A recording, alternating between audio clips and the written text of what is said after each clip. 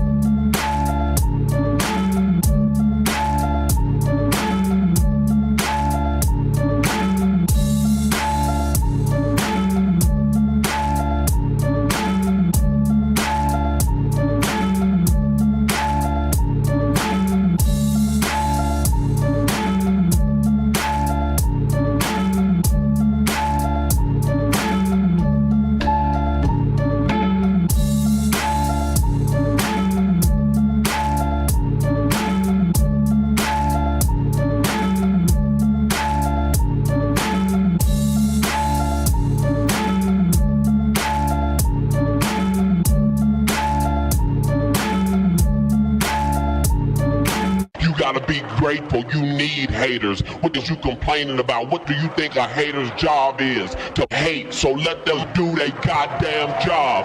What the is you complaining about? F16 kill the track with the mix. Yeah, they can hate on me. Got a reason why I always keep the flame on me. And I'ma do it till I'm done, ain't no brakes on me. Break me down, hell no, that's what you ain't gon' see. Blue devil on my shoulder, he just spitting the facts. So be careful how you moving, ain't no running it back. Southside, hate the world where the real ones at. Them 200 boys reppin', logging in from the trap. Better log in, homie. Better log in, homie. Log in, homie. Better log in, log in.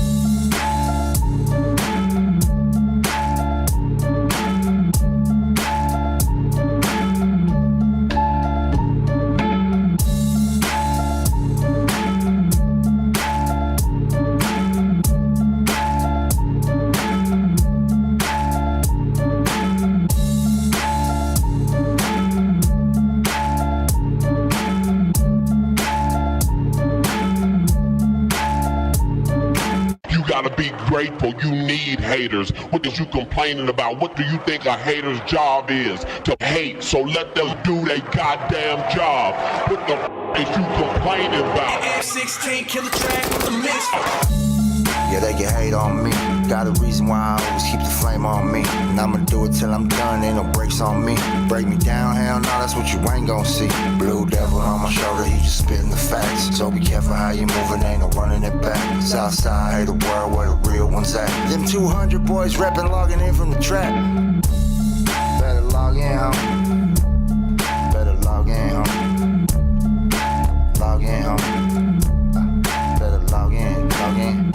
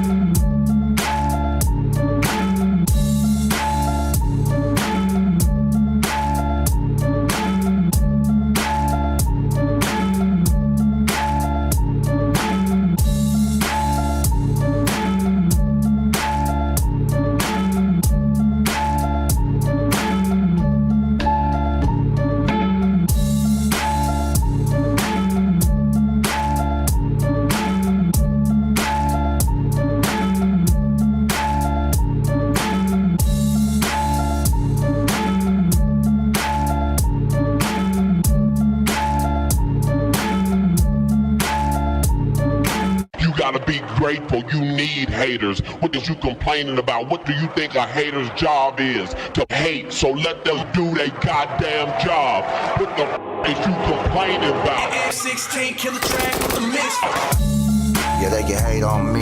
Got a reason why I always keep the flame on me. And I'ma do it till I'm done, ain't no brakes on me. Break me down, hell no, that's what you ain't gon' see. Blue devil on my shoulder, he just spitting the facts. So be careful how you moving, ain't no running it back. Southside, hate the world where the real ones at. Them 200 boys reppin', logging in from the trap. Better log in, homie. Better log in, homie.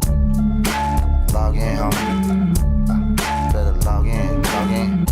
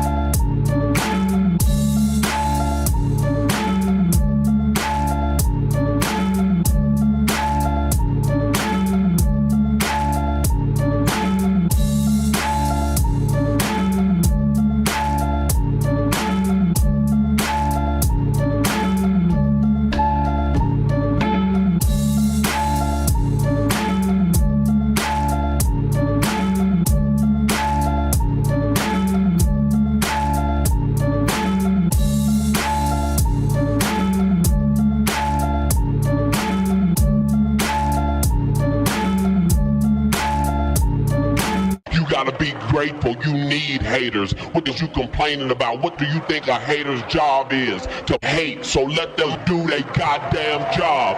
What the is you complaining about? F16 killer track with the mix. Yeah, they can hate on me. Got a reason why I always keep the flame on me. And I'ma do it till I'm done, ain't no brakes on me. Break me down, hell no, that's what you ain't gon' see. Blue devil on my shoulder, he just spitting the facts. So be careful how you moving, ain't no running it back. Southside, hate the world where the real ones at. Them 200 boys reppin', logging in from the trap. Better log in, homie. Better log in, homie. Log in, homie. Better log in, log in.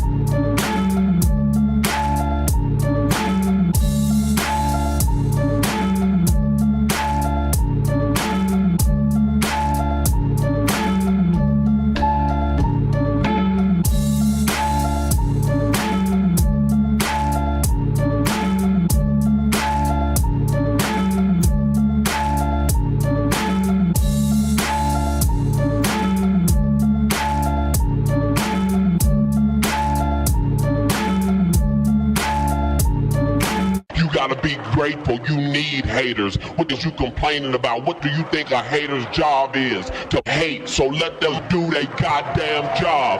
What the is you complaining about? F-16 killer track with the mix. Yeah, they can hate on me. Got a reason why I always keep the flame on me. And I'ma do it till I'm done, ain't no brakes on me. Break me down, hell no, that's what you ain't gon' see. Blue devil on my shoulder, he just spitting the facts. So be careful how you moving, ain't no running it back. Southside, hate the world where the real ones at. Them 200 boys reppin', logging in from the trap. Better log in, homie. Better log in, homie. Log in, homie. Better log in, log in.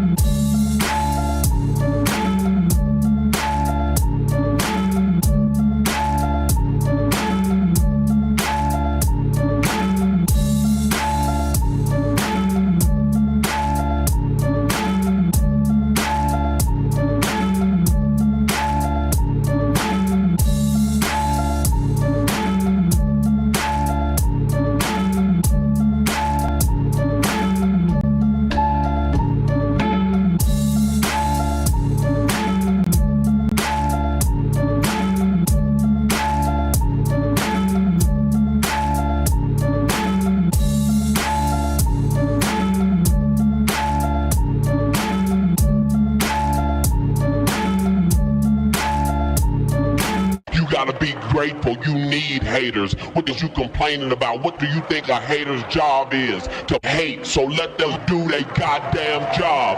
What the is you complaining about? F-16 killer track with the mix. Yeah, they can hate on me. Got a reason why I always keep the flame on me. And I'ma do it till I'm done, ain't no brakes on me. Break me down, hell no, that's what you ain't gon' see. Blue devil on my shoulder, he just spitting the facts. So be careful how you moving, ain't no running it back. Southside, hate the world where the real ones at. Them 200 boys reppin', logging in from the trap. Better log in, homie. Better log in, homie. Log in, homie. Better log in, log in.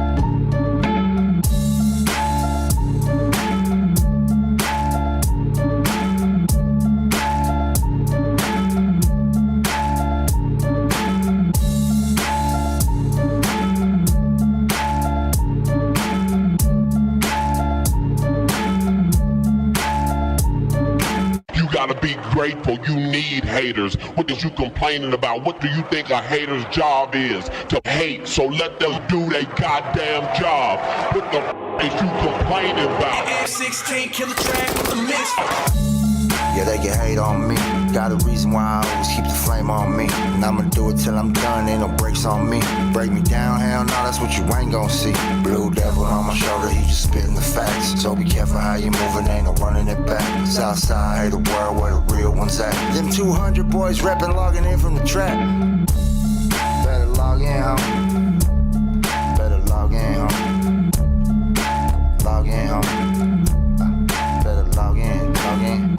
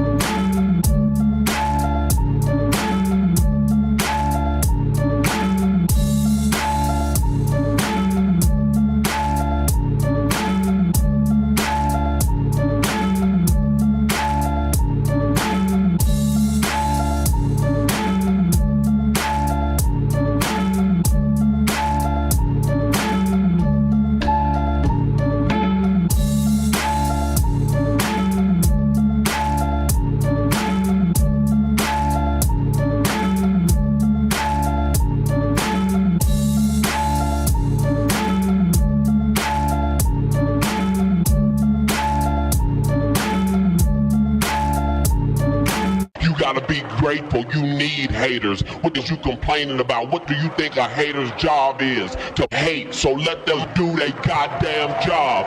What the is you complaining about? F16 killer track with the mix. Yeah, they can hate on me. Got a reason why I always keep the flame on me. And I'ma do it till I'm done, ain't no brakes on me. Break me down, hell no, that's what you ain't gon' see. Blue devil on my shoulder, he just spitting the facts. So be careful how you moving, ain't no running it back. Southside, hey, the world where the real ones at. Them 200 boys reppin', logging in from the trap.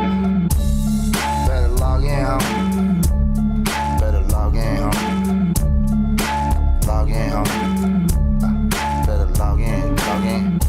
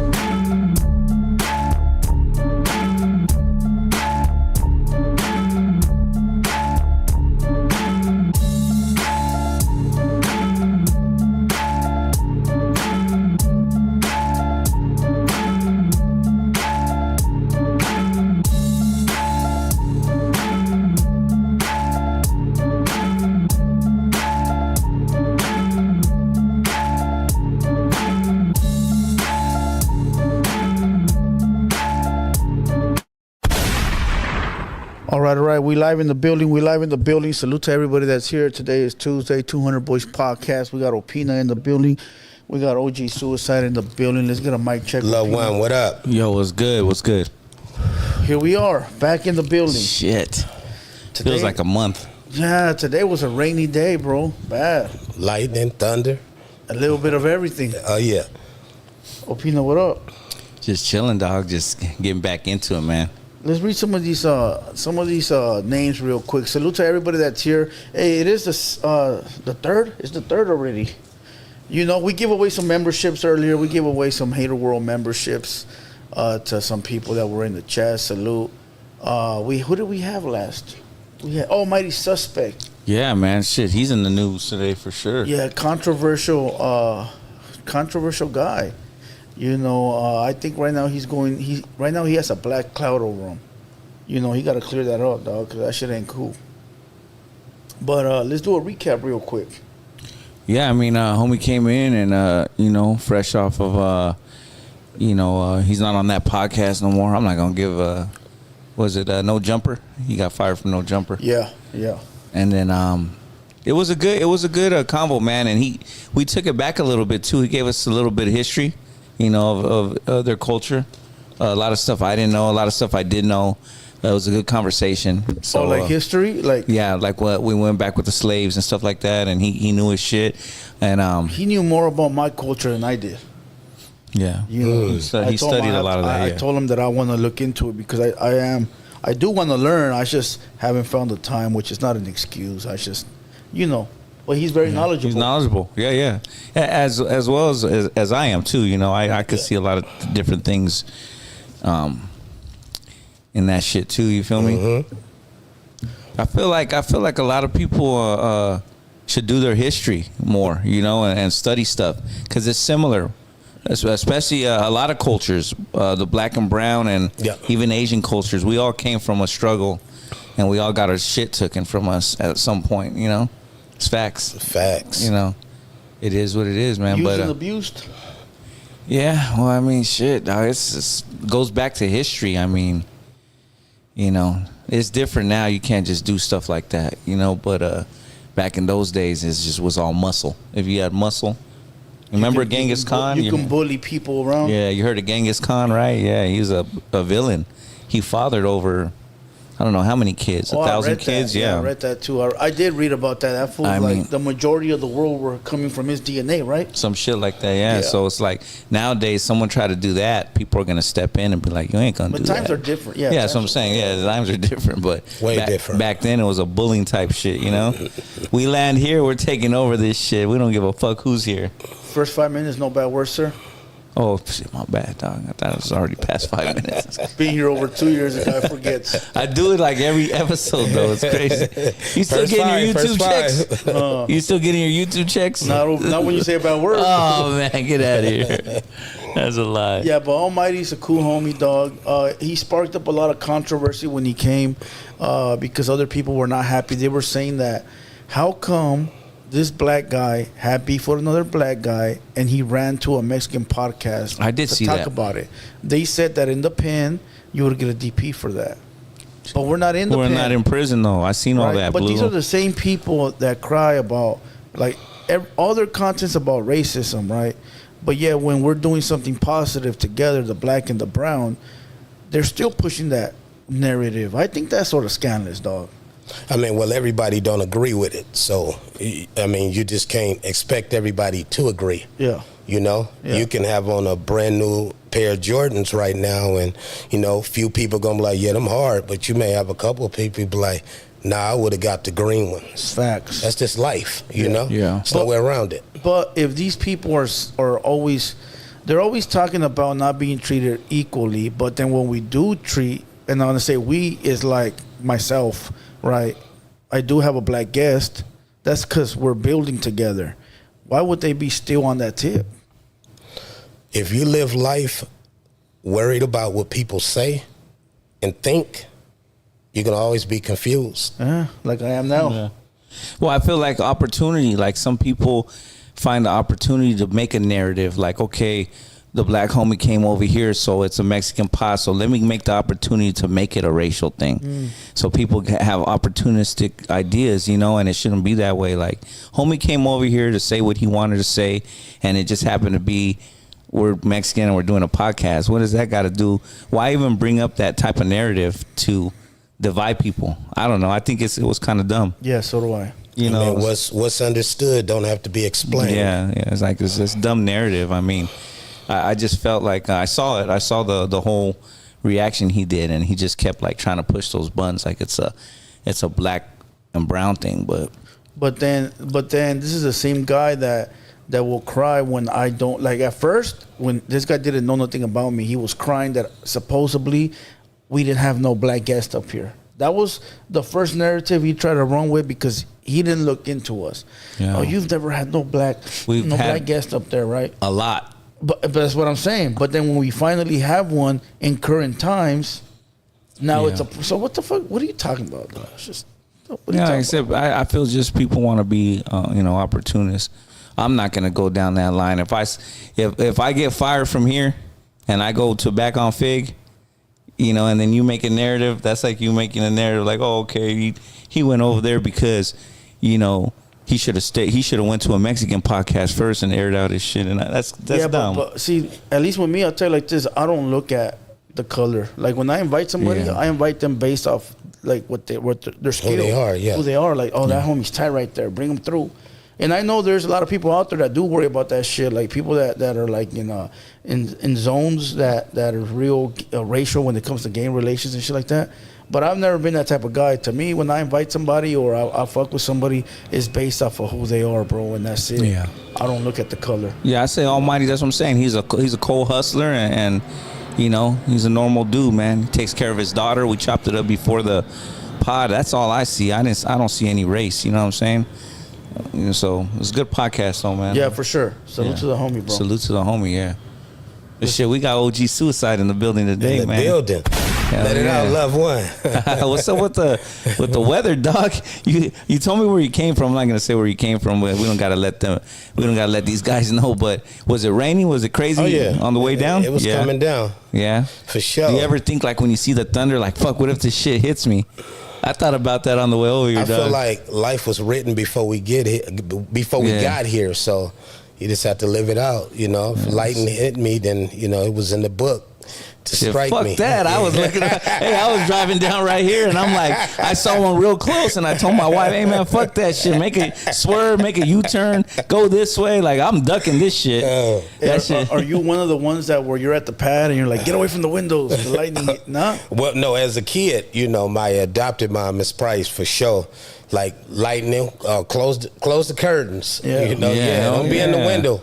Yeah. Don't be making a lot of noise either. Get away from the electronics. Yeah. Well, that's what I'm saying, dog. I got a machine in my chest, so Okay, that for shit, sure. that You shit can't could play. attract me. It might fucking, Man, you think so? yeah. That's what the doctor said. It could happen. Could so be. I'm trying to like, I see Don't take lightning. no I'm risk. over here. I'm Yeah. over here. I'm trying to. I got bullets in my chest. I don't know if That's metal. Is that metal? No, might be, yeah. That's lead. Or is I got a that bullet in my copper? back. 2 Oh, to is that 3 copper? rounds. Then Copper? you go. Copper. Copper, Got a bullet lead. in my head, you know. Hey, we brothers. I'm ducking and dodging that lightning, dog. Brothers. That's all I know. I seen that shit. It was loud and shit. I don't like none of that shit. You know why? Because I respect nature For to sure. the fullest, man. For sure. Because I crazy. mean, yeah, it'll. 1 minute we love it, the sunny weather, and the next thing we hate it when there's this huge tsunami killing 100,000 people. Yeah, it's wild. You know, it's just- For real. It's like when you watch those nature TikToks or Instagrams where it's like one animal killing the other one, and people be like, "Hey, why didn't the cameraman do anything?" Dog, it's nature, homie. Yeah, what you he gotta gonna let do? You gotta let Yeah, that ride. Yeah. Yeah, what they gonna do? You know, the little deer's getting chomped down by the lion or something. Some hyenas. You know, What they gonna yeah. do? let it happen. Imagine I'm not that. stepping in front of a lion. dog. Imagine that taking place 100 years ago when there was no cameras, dog. You just can't do nothing. Yeah. Well, 100 years ago, the Indians would have waited, and then they would have waited till the lion was weak and killed him and ate him. Yeah. Oh, there you go. Straight up, yeah. The meal after the meal. The meal after the meal. Facts, dog. Now we just wait and go to McDonald's. Hey, salute to everybody that's in the building. If you guys want to get a super chat that we're going to actually pay attention to, you got to drop $4.99 or higher, and the TTS will read it out loud. Okay, that's the only way we're actually going to pay attention to it because we're going to be notified out loud.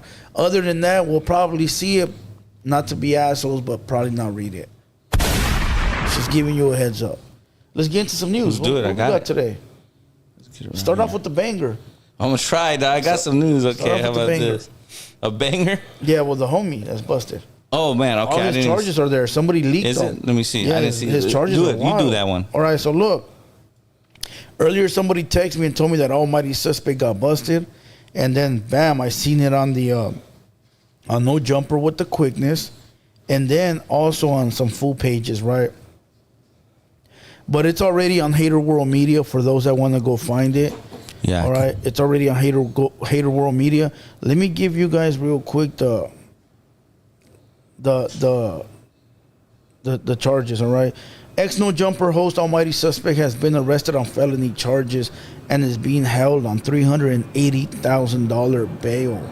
All right, I'm gonna give you guys his charges.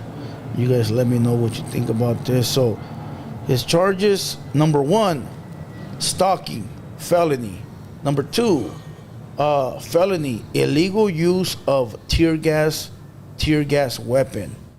Felony number 3, unlawful possession of a use of a tear gas weapon being an ex-felon.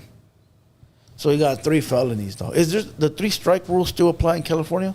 Big Dog? Those aren't 3 strikes. That's Yes. 3 felonies. Yeah, No, but I'm asking Oh. Big Dog if the 3-strike rule still applies. I'm sure it do. Okay.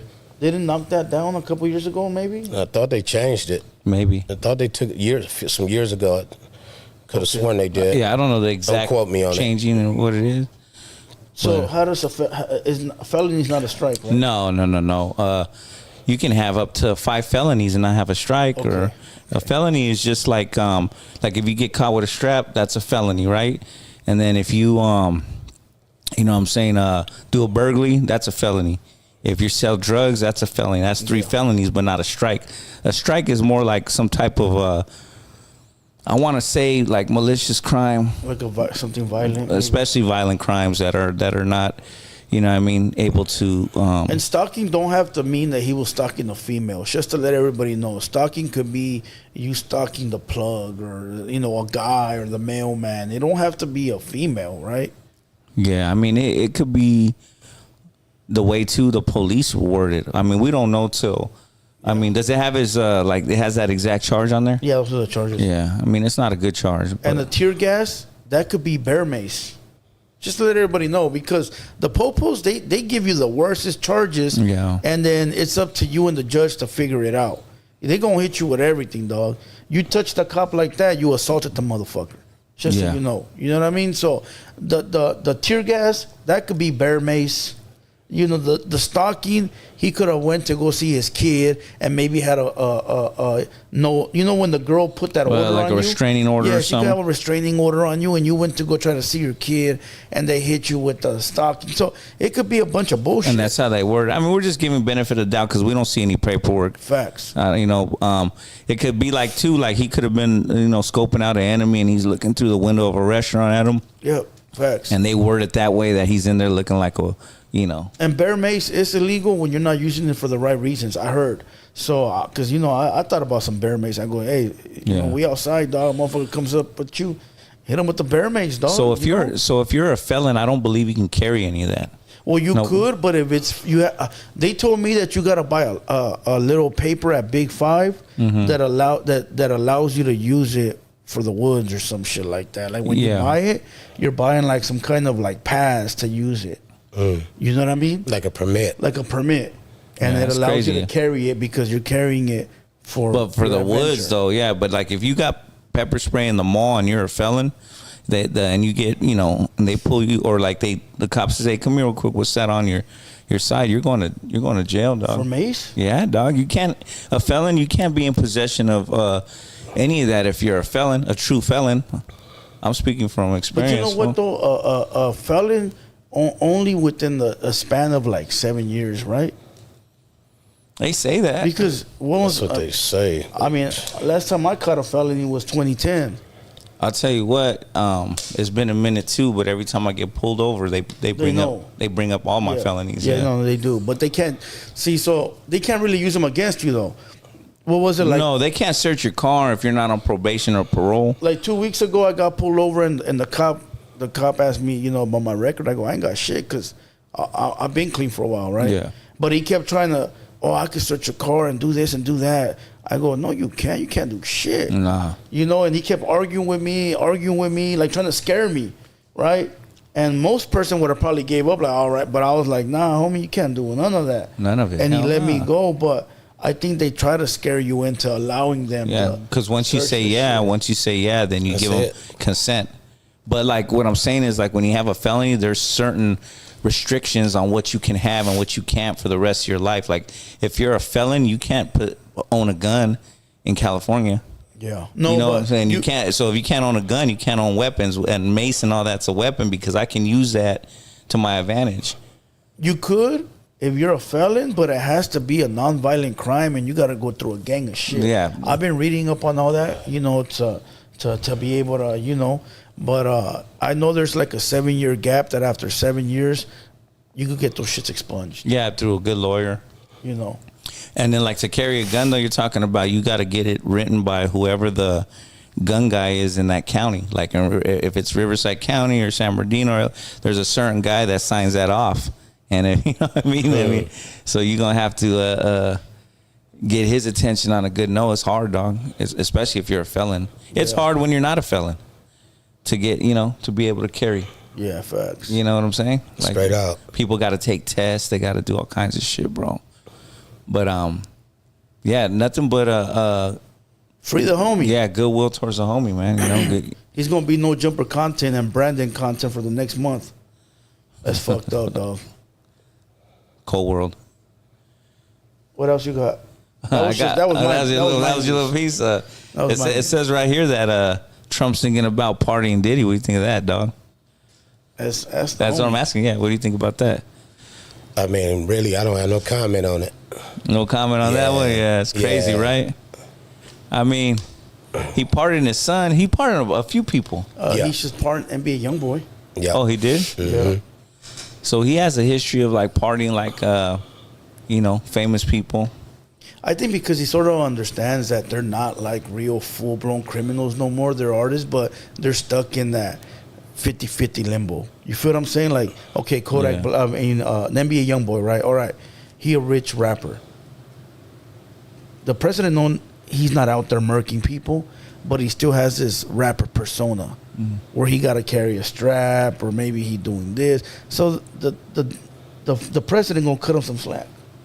At least that's the way I look at it, dog. Yeah, I mean, he's gonna pardon who he wants to pardon. Yeah. It'd be nice to see someone in power pardon someone in prison that is changing their life, like an advocate of, that's really. I would like to see murder out of jail, bro. Something like that, but instead he wants to pardon certain individuals because it benefits him.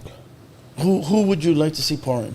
Well, didn't he just pardon that big time drug dealer from Chicago, Larry Hoover? Larry Hoover. Yeah. Did he? But he still got to do some time though. Oh, so he wasn't. He didn't give him a full pardon. Oh, I did give him a federal pardon, right? But not a state pardon. Yeah. Yeah. That sucks, dog. I'm not actually up to date with like people who are in there, so I wouldn't see murders in there. Oh, he's been there since They've been there for a long minute. time. You're right. Yeah. That's the boy right there. Free C murder. Yeah, but it'd be nice to see him pardon some. Like if that dude's doing good and trying to been in there 20 years or something, trying to do good. But imagine how those news hit, right? You get pardoned by Trump. You get the letter in your cell, right? You're like, hell yeah, dog, I'm going home. And they're like, yeah, you're pardoned by feds, not by the state. Man, I bet you his heart fucking. Phew. Yeah, well, you're gonna feel like a big dog, That sucks. You know what I'm saying? Like you're out. That sucks. I don't know how those pardons work, but I'm sure it's quick. It's boom, you get the paper and. The governor can pardon somebody, right? OG. I don't think so. No, I don't know. I know there's. Probably. I know there's people. I've heard a lot of people got to sign up on it. Yeah, I've heard there's people in military that can. Yeah. Do some work Military? magic. Yeah, dog. Yeah. Hold on. Let me ask. Let's ask. Shout out OG Suicide. Saluting face emoji. Welcome to America's Emoji, HW. Hope you enjoy your time with Opina and BD. Thanks for coming. You coming and shows support. 100 emoji. Mod saludos chulas. Blue heart emoji. Squad. Chat. Performing arts emoji. There you go. See? Out loud. Oh yeah, mandatory. Can the governor pardon somebody? Yeah, a governor can pardon someone, which means they officially forgive a person for a crime and remove the legal consequences of that conviction. It's like a clean slate for that person in the eyes of the law. Okay. Okay. Yeah. There you go. So it is what it is. I mean, people in high power could do what they want. Hey, I don't know if we're saying free Diddy, so I have no comment like the OG. Yeah, well, I'm gonna be real. I don't agree with that one. I mean, he should pardon someone that's actually, not with those type of crimes. That's kind of like, if you're gonna pardon someone like that, it's like you're part of that, bro. That's my opinion. I'm gonna leave it right there. Innocent until proven guilty. Shit, dog. Continue. Shit. Okay, I got a pretty. It's different, and I don't know if you're into like the Guinness Book of World Records. It says the world record for most push-ups without stopping is 10,507. Straight push-ups. Yeah. It says Minoru Yoshida of Japan holds the world record for most consecutive push-ups without stopping, completing 10,507 repetitions straight. In one day? In one day. 10,000? Straight. Wow. Damn. Who was it? It was a Japanese dude, a skinny dude, no chest, like he don't look like he's nothing. That's the Guinness Book of World Records, but they shifted now to do like endurance challenges, like how many push-ups can you do in 24 hours? So that means that the 10,000 he did was longer than 24 hours. Mm-hmm. So he must have went like 2 days, man. How many are you doing? In your prime. Just like me, 0? No, 100. Huh? 100? 100's good, yeah. 100's solid. Yes, solid. I work out all the time. I'm in the gym. That's easy work. Tell them, dog, they don't understand. That's easy work, bro. Oh, yeah. Oh, man. You can't do a hundo? That's in the morning before you go to bed, all that. Yeah. Oh. He said, I told my nephew, I go, hey, bro, I want to go to the gym. I go, you want to go with me so I could get us both the license? Or Yeah. And he says, he's with it, dog. So I think I'm going to start hitting the gym like in about a week. You know? Yeah, it's good. Ain't nothing wrong with it. Yeah. You know? Just do a bunch of cardio. You know, tone up, then bulk up. Yeah. Yeah. Like the running and shit. Yep, cardio, light weights, calisthenics. How about that little heat room? The sauna. Sauna? Yeah. That's good, yeah. That builds your lungs up and your immune system, dog. I was thinking. Yeah. Well, because you got to look at the sauna this way, right? Think about this. When you step in the sauna, your body heats up. Well, when your body heats up, your immune system acts accordingly. It thinks, a doctor told me this, so I'm not just speaking, like, your body heats up and your immune system thinks you have a fever. So it activates. Then once it realizes you don't have a fever, it tones down. So it's like doing a push-up for your immune system. That's how you build your immune system, from like not getting colds and shit like that. And then it builds your lungs up. If you can stay in there for 20 minutes. Oh, you're doing good. Solid, yeah. That's what I try to do, like 20 full. Yeah. I don't know. I just got to figure out the gym shit. I want to start doing it. Yeah. But you don't really lose weight in the sauna, though. It's not meant for losing weight. Nah, dog. You got to do cardio. You got to do cardio and like light weights and shit. Like, the older you are, it's harder to do like heavy shit anymore, dog. You know, that's the young days. What else you got, fool? What else you got in the news today? Let's see what we got. It says right here, classic 90s animated series King of the Hill returns this August, coming up after 15 years of being gone. The 14th season of the beloved animated series will debut all 10 episodes on August 4th. After years working on a propane job in Saudi Arabia to earn the retirement nest. So he's basically coming back. You remember that? King of the Hill? King of the Hill, yeah. That was fire. Yeah, so they're coming back after 15 years, man.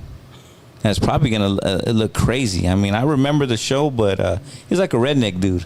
Yeah, it still comes on. Yeah, the reruns. Yeah, the reruns come on for sure. Mm-hmm. I think with the new technology and camera work, I think it's going to be different. I'm probably going to tune in just to check it out. It might kill it, though, because sometimes when they like update things, it just changes the feel and the vibe. You know what I mean? Like, imagine, what was one of your favorite shows from the 90s? Shit, from the 90s, shit, probably some Martin.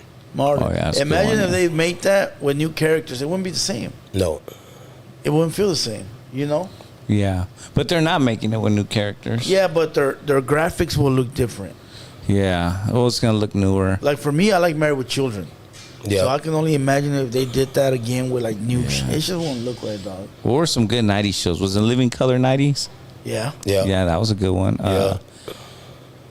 What about Cheers? Nah, I wasn't into that white boy shit. Yeah, that was... Yeah, That's 90s. All that shit was 80s, dope. All yeah. that shit. I still watch old school TV. Yeah. The Jeffersons, the Monsters, Twilight Zone. That's all I really watch. Twilight Zone? Yeah. You a sci-fi type of guy?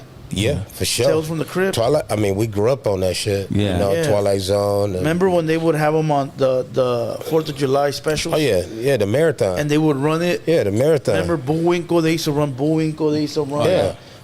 Twilight Zone, Unsolved Mysteries, all that shit. Yeah. You remember the marathons?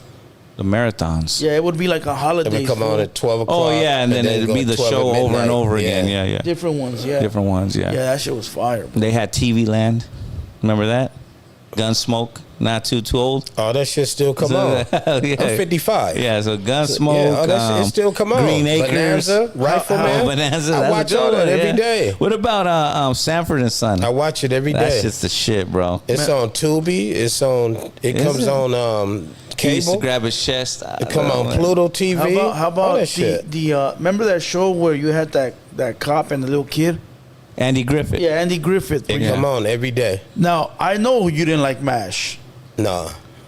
It was I Game watched- Over when that came on. Yeah, turn the channel. That was a nighttime one. Turn the Come on channel. at night. Yeah, I'm gonna watch Barney Miller instead. Yeah, there when you those go. helicopters came on, fool, and you saw the army people, turn that shit off, bro. But you know what though? Now, like today, I can see black and white, and I think I like black and white more than I like color TV, bro. I Classic. think black and white was more like theatrical, more like they put more into that. Like Well, that now, was all they had. that's all they had. Yeah. You gotta think about it now. It's all reality shit, bro. It's all I don't drama. watch this new school shit at all. No. If it ain't from the 70s and all that, I don't watch it. They don't really make TV shows now where you gotta act. Everything is real life. Yeah. You know, which is sort of whack if you ask me. Dog. I like to see some acting and shit. You know, Who was the Andy Griffith's sidekick cop? the little Barney skinny one. Fife. Barney. There you go. You got Barney it. Fife. Yeah. That shit was tough. I gotta get into those. It come I on swear, every bro. I day. seen every episode too. Like, we used to watch Gunsmoke, and my grandma used to be Bonanza? like, "Yeah, Bonanza." She used to say everything Rifleman? my grandma said everything that's happening in these shows has happened in the town. Mm-hmm. That's what she was saying. Yeah, I'm like, dang, that's what she believed. You know, she could be right because she's there a long time before. But yeah, I like those ones: Gunsmoke, Bonanza, the Ponderosa, and shit like that. Fire, Dog. fire. Yeah. What you got on the news? You got any more? No, I didn't check. You got. Let's get one more piece of news in here. Let me see what else we got. Okay.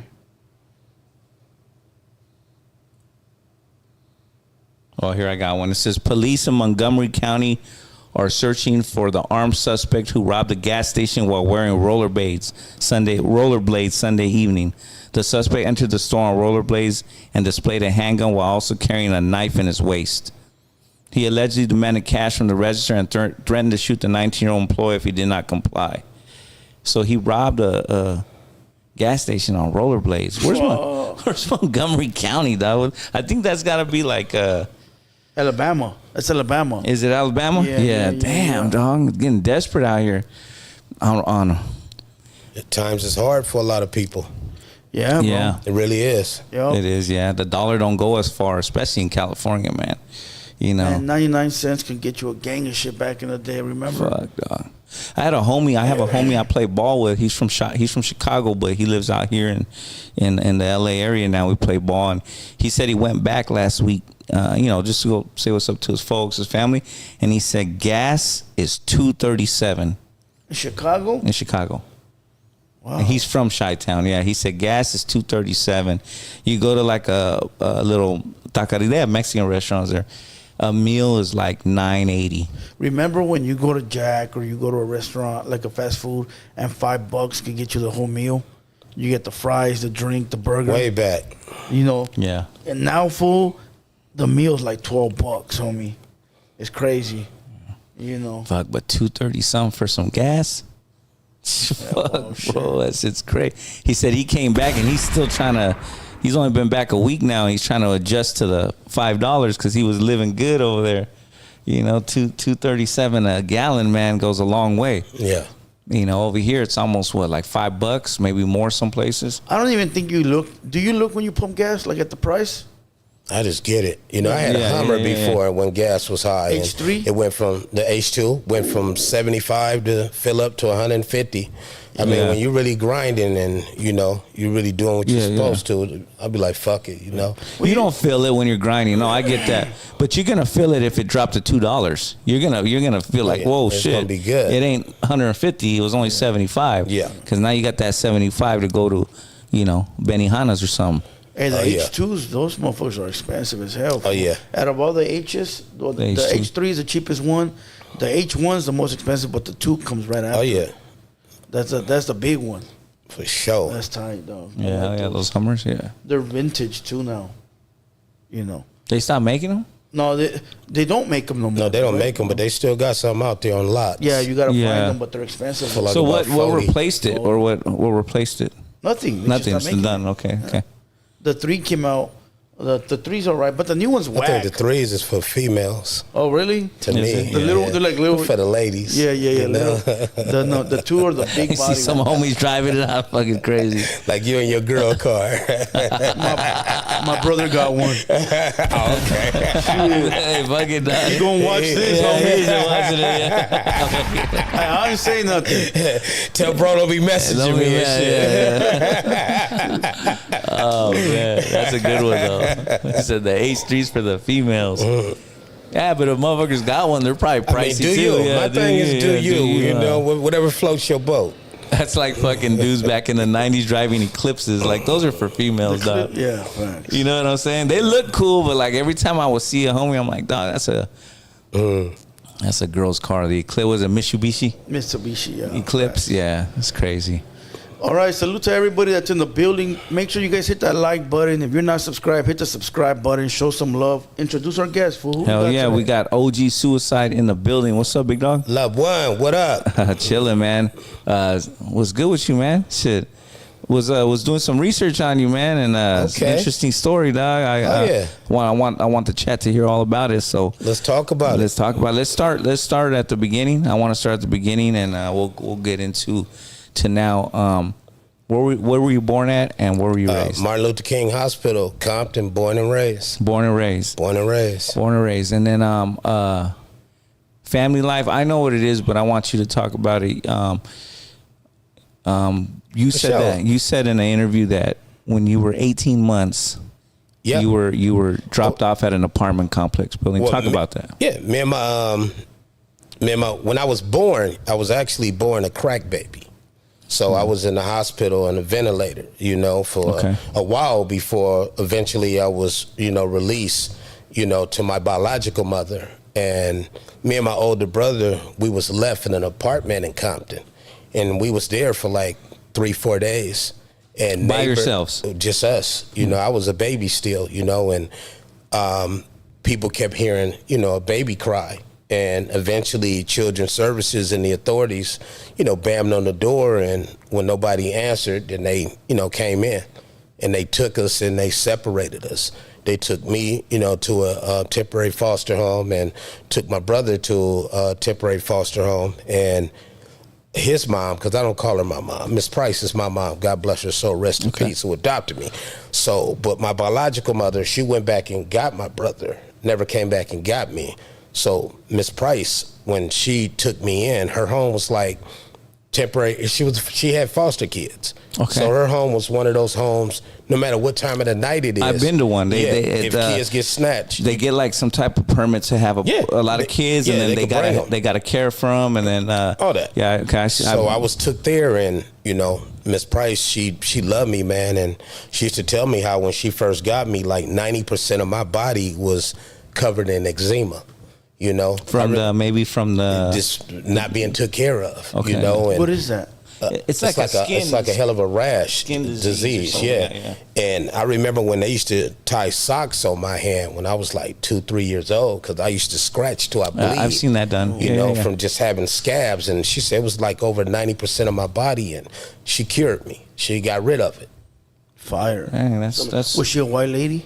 No, she was black. She was a black lady. She was from Gladewater, Texas. Oh shit. Yeah. She told me how she used to, pick cotton with her mom. That's crazy, yeah, right? We still got land in Gladewater, Texas, like 88 acres.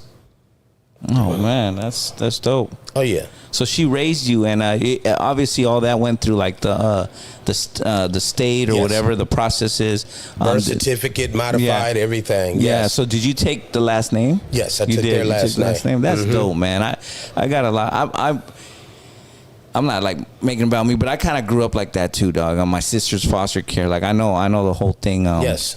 When you don't got the right parents and stuff like that. So. Well, mine was junkies. Yeah. Well, yeah.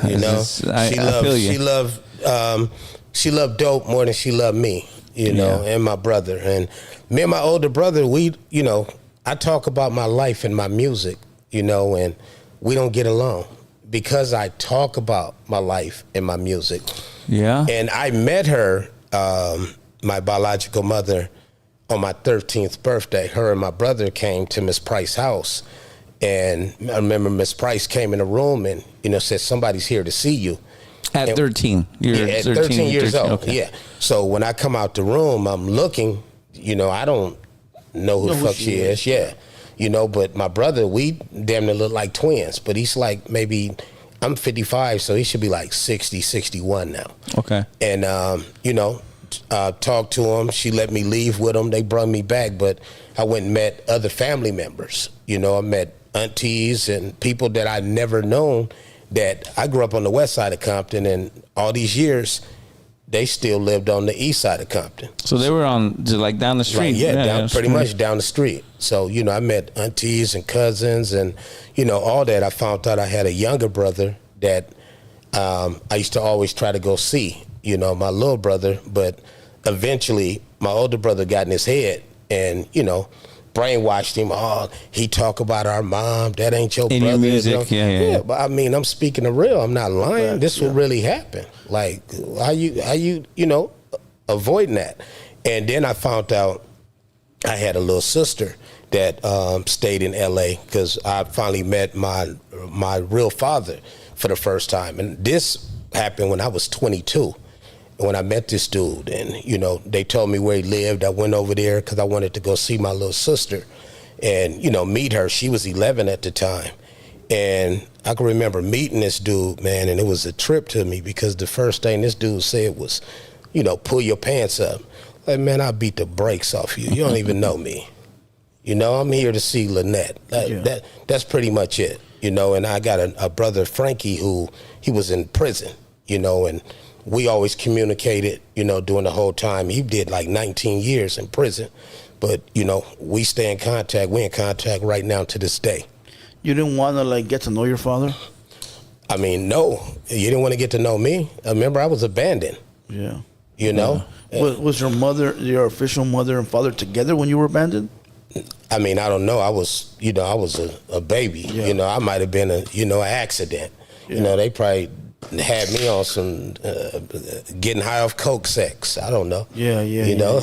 Yeah. So you never wanted to carry the legacy last name? He's not a legacy. My legacy was Miss Price. Miss Price. Yeah. He was never a legacy to me. He was nothing to me. I didn't even know this dude. I'm 22. Yeah. I don't even know you. Yeah. You know, she passed eventually and he passed. And, you know, I remember going to his funeral and, you know, I'm seeing people crying and things. And to me, there was no remorse and no feeling, no nothing. Yeah. You know, even when I, you know, looked at him in the casket, it's like I feel like I walked into a stranger's funeral. That's crazy. Yeah, that's wild. Let's rewind it because so you met your dad when you were 22. Yes. When did you start coming outside? You know what I mean? I'll say it like that. We're not gonna get into the whole. Oh man, I start coming outside at 8 years old. You know, most people say, you know, oh man, I was off the porch at this age. I was off the curb at this age. Yeah. You know, at 8 years old. You know, roaming the neighborhood, the whole neighborhood at 8 years old. Why? Sure. What was Miss Price allowing you to? I mean, she was older. When she adopted me, she was like 40. Oh, wow. And one of her sons, BB, you know, God bless his soul, he had to sign the papers stating if something was to happen to them, he would take care of me. So he signed the papers that helped them be able to adopt me. And if he hadn't have done that, then they would have placed me somewhere else. In the state, yeah, facts. Yeah, because some you know, moms don't want their kids outside running around or whatever. Come home when the street lights come on. But in Miss Price's eyes, I could do no wrong. Okay. Yeah. I could blow up a building. She'd be like, that boy ain't did nothing wrong. I'm dead serious, man. Like, you know, as a kid, like, when I was out there, I really was out there. So you went to school, in Compton, right? From Bunch to Enterprise, Compton High. So do you remember one of your like elementary days when you would come home, how it was at your house? Well, yeah, at my house, you know, like I said, Miss Price, you know, they was older. They was from Texas, so they had the accent. Even with my music, I got a Southern sound in my music because I grew up in a household. Even Mr. Price, he was from Texas. So I adapted, you know, and adopted their that Southern lingo, you know, with me growing up in Compton. So, yeah. In that house with Mrs. Price, there was other children? Yeah, my nephew, he's older than me too, which was Miss Price's daughter's son. But by Miss Price being my mother, that made him my nephew. So he lived there too? Yeah, he lived there. Yeah. She had a foster kid named Carl who he hated me. He hated my guts. He, you know, when I was 5 years old, he used to, you know, threaten me. You know, he used to take food off my plate, all that. Yeah. Oh yeah. So you grew up. So they adopted a lot of kids. It seems like even the daughter adopted somebody. Well, Miss, she had 2 daughters. She had sons, and she had daughters.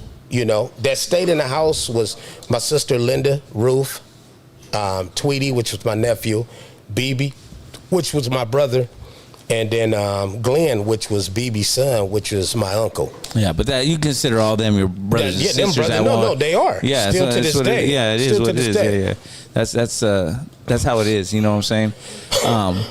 When was it like when you were out doing too much and you started noticing that Miss Price was like, man, I don't know, you know, this isn't working. Was there ever a time like that?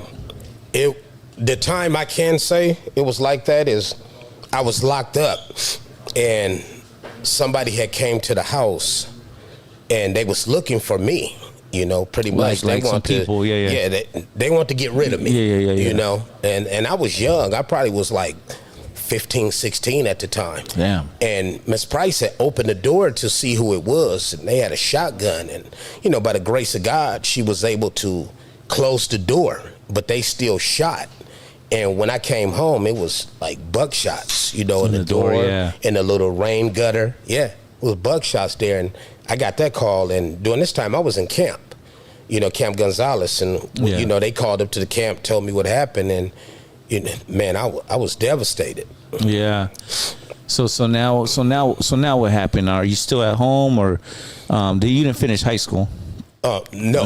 No, I'm actually, you know, I'm in college right now for my psychology degree. Cool. You know, my brother from another mother, you know, which is Short Dog, the native, you know, he kind of advised me like, you know, man, if you know, go back to school, man, I'll help you with it. And that's what I've been doing, you know. Yeah, getting a college degree. Yeah, for sure. Yeah. How does it start? As bachelor's then master's, right? Yeah, bachelor's. Yeah, I'm just going for the master's, you know. Oh, that's so I'm transferring to Cal State San Bernardino next year. Okay. Yeah.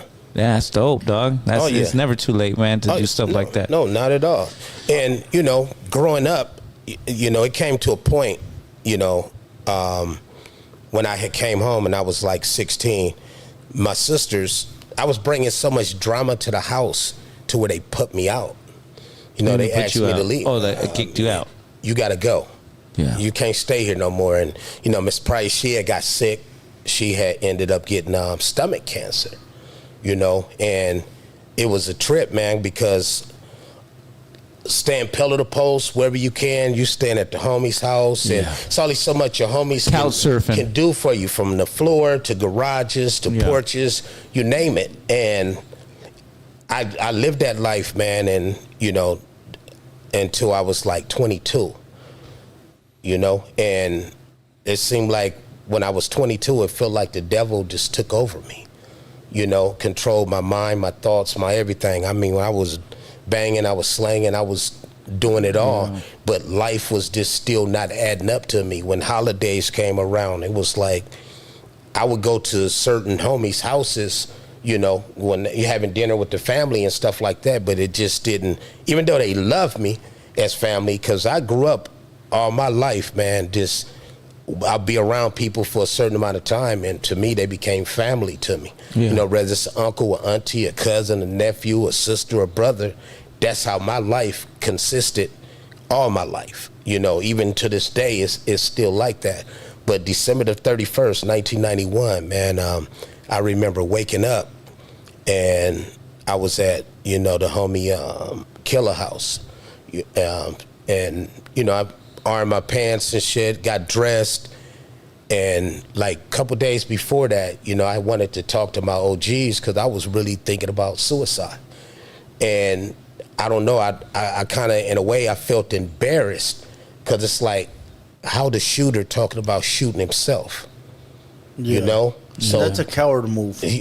I mean, I wouldn't say it's a coward move because when a person's going through something and they don't really have nobody that they can sincerely sit down and talk to that'll understand how they feel.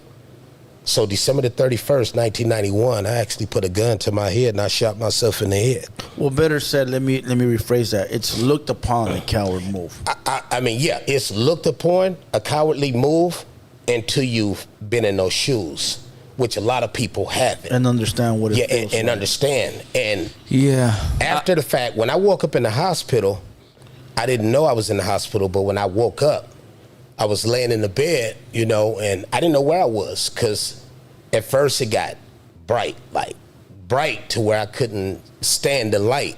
It was so bright. And then it got dark.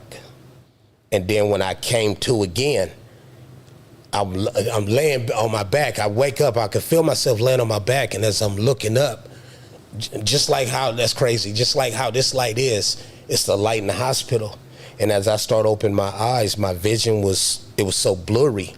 And when I eventually opened my eyes, next thing you know, I couldn't hear anything, but I could just see doctors scrambling around the room like he's alive. Yeah. Like Frankenstein just woke up. That was in 1991? December the 31st, 1991. You had nobody to speak to about, how old were you at that time? 22. And what was it you were going through at that current I was time? homeless. I was living wherever I could. And I remember seeing Miss Price, you know, because she ended up being in the hospital. And it seemed like she stayed alive until I seen her in the hospital. Because maybe a day later, she passed. She passed in 92. You know, she left here in 92. And seeing her laying there, man, it really, you know, it really hurt me. And what makes it even deeper is when I was in the hospital from my gunshot wound, my nephew Tweety brung her to the hospital to see me. And I remember looking up and her standing over me, and, you know, she grabbed me and hugged me, and, you know, we cried together, you know? And that was my heart. Like, that right there is my heart. That's why if you listen to my music, I talk about her all the time in my music because she meant the world to me because she loved me. Like, right or wrong, she riding with me until the wheels fall off. And it seemed like after her seeing me like that, she went home. What was your thoughts right before you pulled the trigger? I'm out of here. What's the purpose? I feel like I was taking up space. There was no reason to continue on. Like, what am I living for? What's the purpose? I'm robbing, I'm stealing, I'm doing everything I can to try to stay afloat. You know, I had a place, ended up getting raided and lost everything. You know, I kept losing everything. So it was like, at that time, I really feel like, who could I talk to? Who can understand me? Yeah. Who's been in my shoes? So since then, now I'm an advocate for suicide awareness and prevention.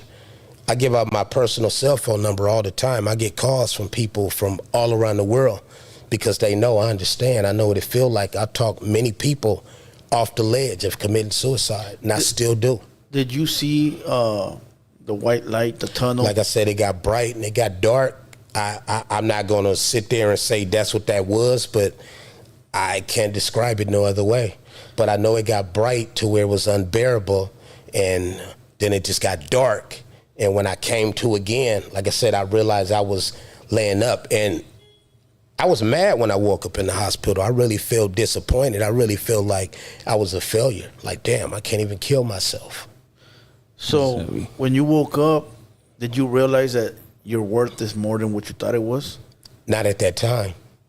Because when I came home from the hospital, I was still staying pillow to post, but I had a big bandage on my head. So I came out the hospital living in the same situation before I went to the hospital. Yeah. But one day I really sit there and thought to myself, like, you know what? I'm here for a reason, because it's not every day you hear about people that shoot themselves in their heads and they live to talk about it. So that right there woke me up, you know. Not to hash up old memories, but what kind of gun was it or bullet? 22. Okay, and they say those things travel. Yeah. When they hit you, those things like to. You can get hit in the foot and then come out your head. Yeah, those things move. Yeah, Yeah. they travel, you know. especially in a soft spot, like maybe your temple. Maybe right here. Is that where you hit It's your a temple? hole right here. It's a hole right there. I see it. It's a hole. So you hit yourself in the Literally. temple Right here. Yeah, that thing was probably zipping through, dog. Yeah, and like talking to people about that is I don't think it's frowned upon, but to the majority of especially in the streets and the gang life, it's like frowned upon because people think it's weak, and we're talking about cowardly. I don't think it's a cowardly move, because my opinion is, if you're able to take your own life, that means you're not scared to die. I'm not going to do it because I'm 100%. But I can remember I used to say, I used to say I would never kill myself. Yeah. When I used to hear about it, I'm Yeah. like, man, I would never do that. Until that day came. Yeah. And I was standing there with that gun in my hand, and I put it to my skull. And but boom. now, I have no regrets in life. Yeah. Here's the But- question: who found you? Well, it was a couple, Killer, who's like a little brother to me, and Mike, who's like a little brother to me. It was at one of the homies' houses. Okay, so It you were was at in a the homeless back spot. house. Yeah. Yeah.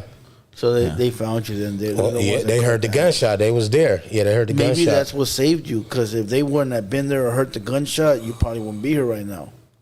I don't know. You feel what I'm saying? Maybe it's just that quick split of them being able to hear it and call in the ambulance is why you're here. Yeah. So you got to think. I mean, Well, I'm here because God didn't want me at That's that how time. that's how the situation. Yeah, he wanted yeah, the yeah, situation. yeah. I had a primo a long time ago, and I got him tatted on my shoulder, but he took a bunch of aspirin. And he was driving from Orange County. He was trying to make it to Riverside, where a lot of our family is. Yes. And he made it, and then they took him to the hospital, man. And he took like over 60 aspirins. And he was cool. Like, it seemed like he was cool in the hospital. And then when the doctors came in and said he ain't gonna make it, and he's like, I feel fine, because his blood was already turning into aspirin. It was so much And aspirin. people that was calling the hospital, they was telling them they didn't expect me to make it. Yeah, They that's how it is. Yeah. So when I got out the hospital and people were seeing me, I remember one of the homies was driving and looked like slammed on brakes, like, so damn man. damn, they said you was. Yeah. Well, I'm here. 1991. That was a wicked time. Oh yeah, 80s. If you made it through the 80s and the 90s and you still here, man, knock on wood, it's a blessing. There's the wood at, It's definitely a do an extra blessing. one for me, dog. It's a blessing. Hell no, you get your own, homie. Right there. That's It's some cheap definitely a wood. blessing. Well, I you said know? that the other day when Almighty Suspect was here. We're talking about surviving the streets. Mm-hmm. We said, if we made it to this age, bro, there's no point of going back to do the things we already did. We survived that already. Now the goal is to elevate and help. Grow You know up. what I mean? A lot of people don't make it through those tough times. You've been shot. My life been taken from me a few times, and we here. So it's like, why are we gonna go back to that same element? Yeah. We already survived that shit. Now we gotta help whoever we can help. That's my thing, to inspire and uplift others, man, and let them know. Like I said a few minutes ago, I have no regrets in life, but that's definitely a road that I would never go down again, no matter if life got rough or tough on me. I wouldn't. And one thing I teach people, especially our young people, because they say if you express your emotions, then you're weak by expressing yourself. Yeah. I say if you don't express yourself, you allow that to build up, and too much pressure will bust a pipe. You know, and who did you talk to? Because the average person that tells somebody, "Oh, I'm thinking about killing myself," everybody think they crazy. They getting on the phone, they calling all the family members. Oh, this idiot. Yeah. They down talking you Well, I'm gonna give you a perfect instead of embracing you. Yeah, facts. No mean to cut you off, but there's a perfect example. I saw a video the other day. It was a black man, and he said that he was having all these problems. He listens to everybody's problems, but nobody listens to his problems. And he went to go talk to his mom, and his mom was just like, man, shut the fuck up. Like, she didn't care. And this fool ended up killing his wife, killing his kids, and killing himself. And before he did that, he said, all I wanted was to talk to somebody. My mom thought it was funny. All my friends thought it was funny. But I'm really going through it. And he killed everybody, dog. But the thing is, on Facebook Live. A person that everyone can vent to also needs somebody to vent to. Right.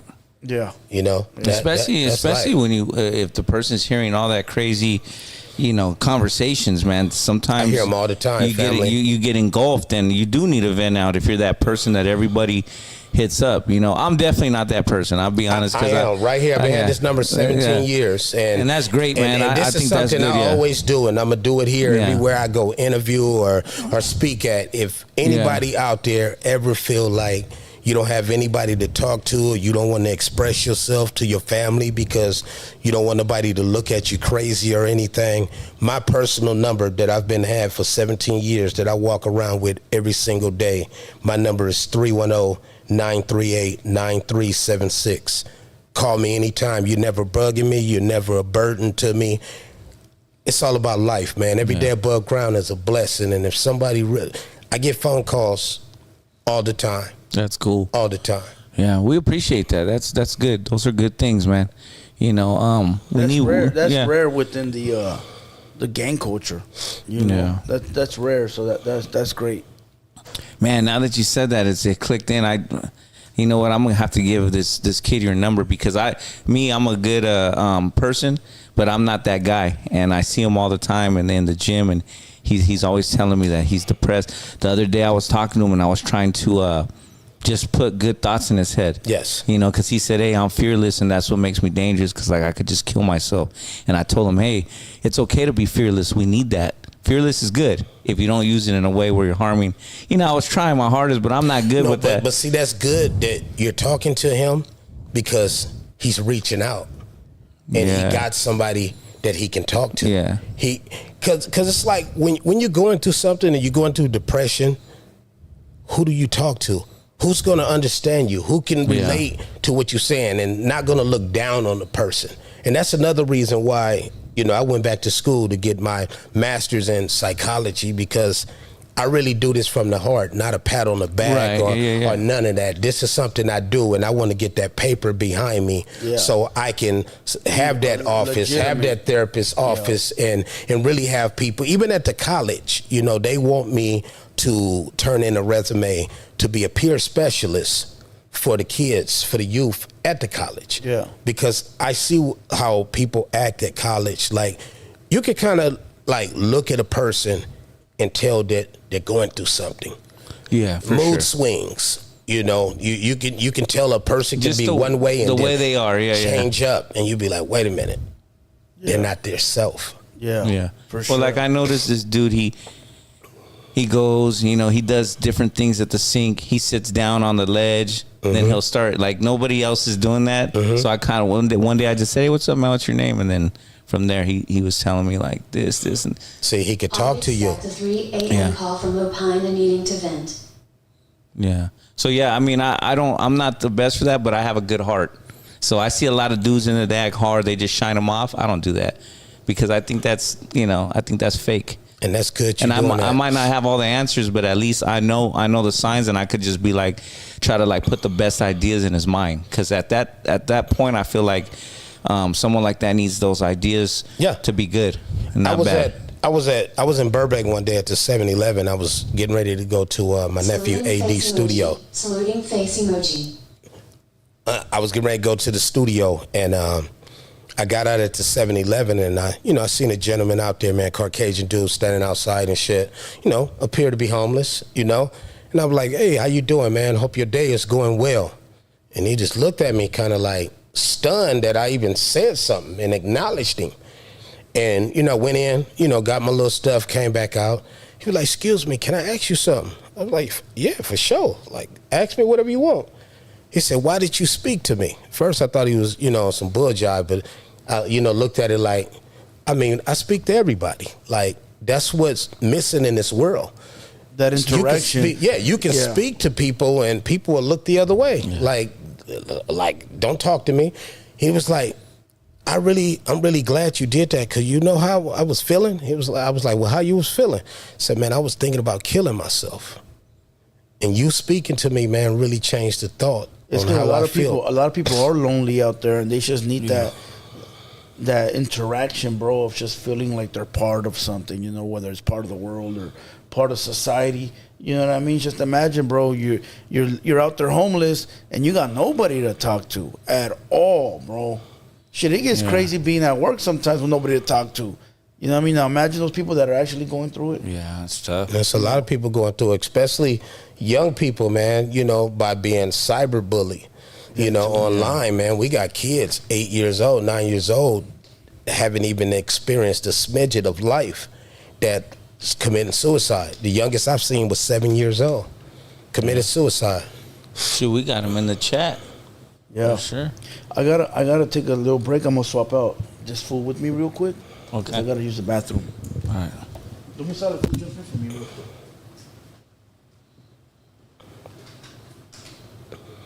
Go ahead, Tramp. Yo, yeah. It's always good to have that interaction, man. I felt good to do my little part, man. But you know, now when I seen your shit, I was like, man, homie really does this for a living. Like this is what that's how you got your name, right? Yeah. That's how the name came about. I'm assuming. Yes. I'm assuming we won't get into. You had a name before that, and then 3D. Everybody used to call me 3D. And then after that, boom, it was OG Suicide. After that, and it grew on me. You know, like a fungus. Oh, help you? Okay. Hold on. Oh yeah, man. Love one. Chop it up for sure. What's your name again, family? Trap Boy. Trap Boy. Love one. Oh, okay, man. Tell me a little bit about yourself. What you do? Me, I'm kind of part of the hater world, you know. Okay. Kind of do the Spanish version of the English.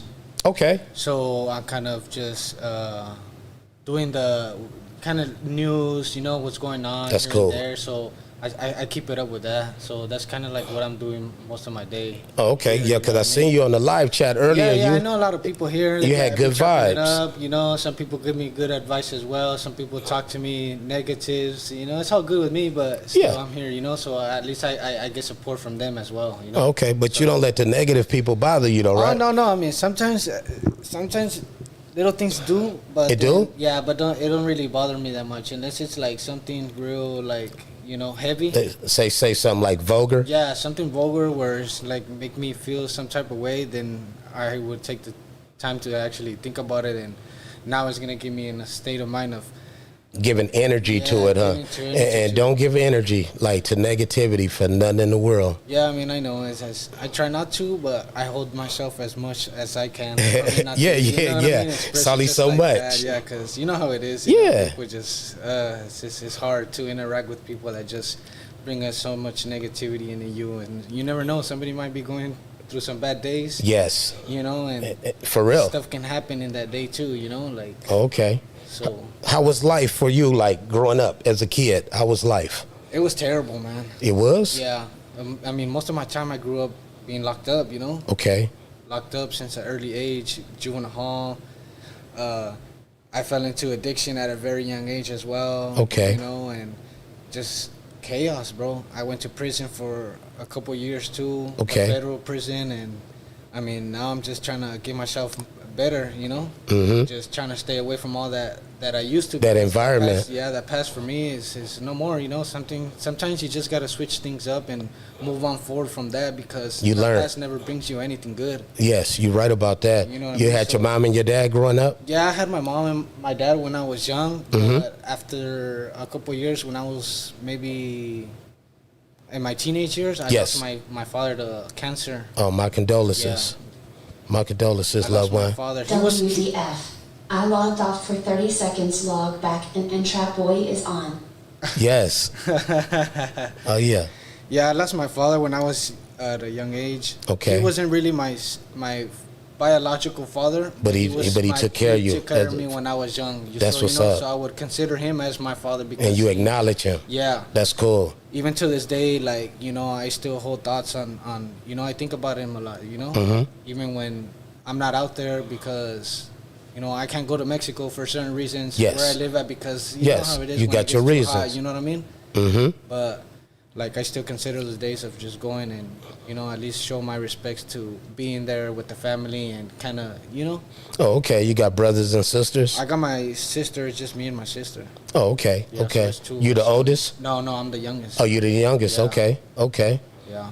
Okay. So since you came home, how life been for you? It's been better, I guess. Yes. Now that I've actually stayed away from all the bullshit, you know. Okay. So I believe I'm actually putting progress to it because I left addiction out of my life already. That's good. Which is the drugs, you know. Yes. I kind of stepped away from the negative people that I had before that was no good for me in my life at that time.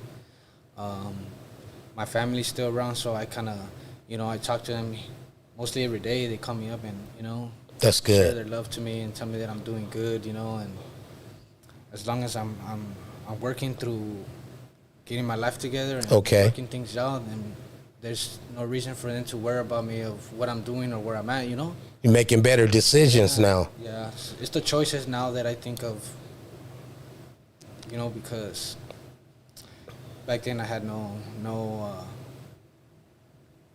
how do you say it? Guidance? Kind of that, yeah. I didn't have too much guidance in my life because I kind of stepped away from home at a young age. Oh, okay. You ran away? I left. I didn't run away. I just left. My life was just the streets and bullshit, and you know what I mean. Getting myself caught up in trouble, and it was a mess, man. It was a mess. Like now, I think about things. Now I actually acknowledge of what's going on, my surroundings, you know, who I'm with, who I kind of like, what is it called? Associate? It's like a... Your surrounding? Yeah, surrounding. Your surroundings. Like I have a good cycle. Okay, good circle. Yeah. It's good. It's good. My circles that for sure. I keep myself, you know? That's good. And that's very, very important. Yeah. You know, your surrounding and your circle. And for sure, you know, when, like I said, when I walked in, you was on the live and, you know, it was good. I said, loved one is, you know, he enjoying himself. You know, your spirits is up. Yeah. So keep that, man. Keep them spirits up and keep making the right decisions and going in the right direction with tunnel vision. Yeah, you know, because distractions it's what holds you off. Snatch you. It holds you off. Yeah. Yes, it'll grab you. Yeah. You going this way and you happen to look once and that's it. Yeah. It got you. It pulled you back. I mean, it might not just get you fully, but yes. you know what I mean. Anything can just get you off guard. Yes. You know what I mean? So that's like a big trigger for everything, you know? So you really got to pay attention to going forward and not looking sideways, because the moment you turn around is where you're going to start to realize, so like, okay, should I go this way or do I have to keep on going forward? Yes. You know? I learned that because when I was at a drug program, they taught me a lot about it, you know? My mentality wasn't really there because, like I said, I still had that thought of just thinking as a kid, you know what I mean? So I was just thinking about reckless all the time, but you know, doing programs, going to certain therapies with certain groups here and there, you know what I mean? It actually helped me to grow up maturely, you know, as a man, you know, because at some point I'm not gonna be stuck in there for a long time, you know. Yes. Somehow I gotta switch it up and think, you know, just different, man. Different. Yes, that's right. Different. How long, if you don't mind me asking, how long it took you to like break your addiction? To where you finally said to yourself, like, you know what? This is it. The moment I stepped out of prison. Okay. That was it. Like you came home with a plan. Yeah. 2 years ago was when I actually 2 years ago. I broke it off after that. Okay. I was like, no more. This is the first that was my first stop. My first stop was just keeping myself away from drugs. That was it. That's good. You know? That's good. Amazing job, loved one. For real.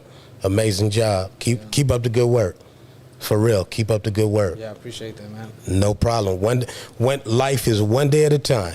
That's all we need. One day at a time. Yeah. That's all it takes. You just the more you kept going forward, the better it's gonna help you out in your future, you know? And every day is not gonna be good, every day not gonna be perfect, but you know, just long as we keep going, we're gonna be good. I mean, life's about mistakes, so there's nothing wrong from seeing the smallest thing Yes. that you have difficulty, that's Yes. something that you're gonna learn from.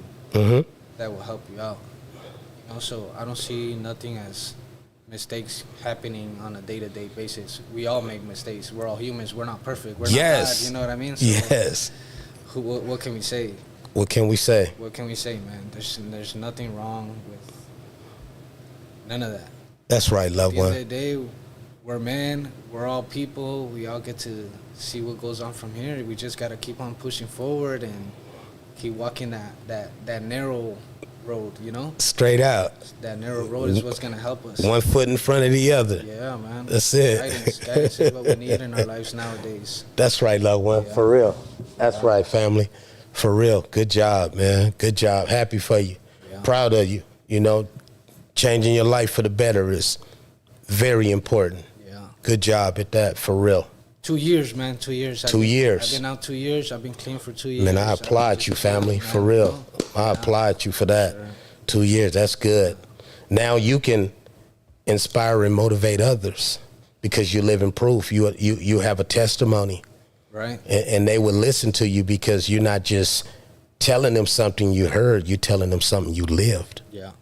So be a testimony to others, you know, start spreading your message because you have a message that need to be heard, you know, by people. Yeah. And give it to them, let them hear it, you know, from younger people. Even older people can learn from you, you know, they can even learn from you because you went through it. So you can explain it, you know, just like me, what I've been through, I can explain it to people, you know, because I actually walked in them shoes. Yeah. So it comes better hearing it from someone that experienced it than somebody that read it in a book. Or just talks out of his own. Yeah, or just talking just to talk. Just so to talk, yeah. Yeah, so start spreading your message, you know, and help somebody.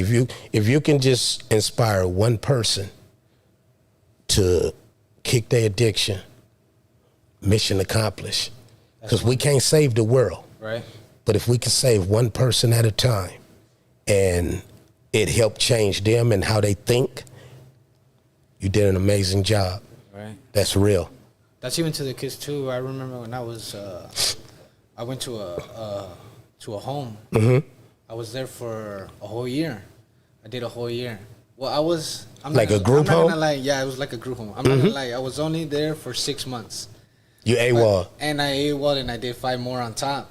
Just to, you know, break that off. I needed that. I knew I needed that because eventually if I didn't move on from just getting, from being stuck there, I knew it was not going to help me out. So I had to break that on my own, you know. So I guess that's what really helped me while I was there. You know? Okay.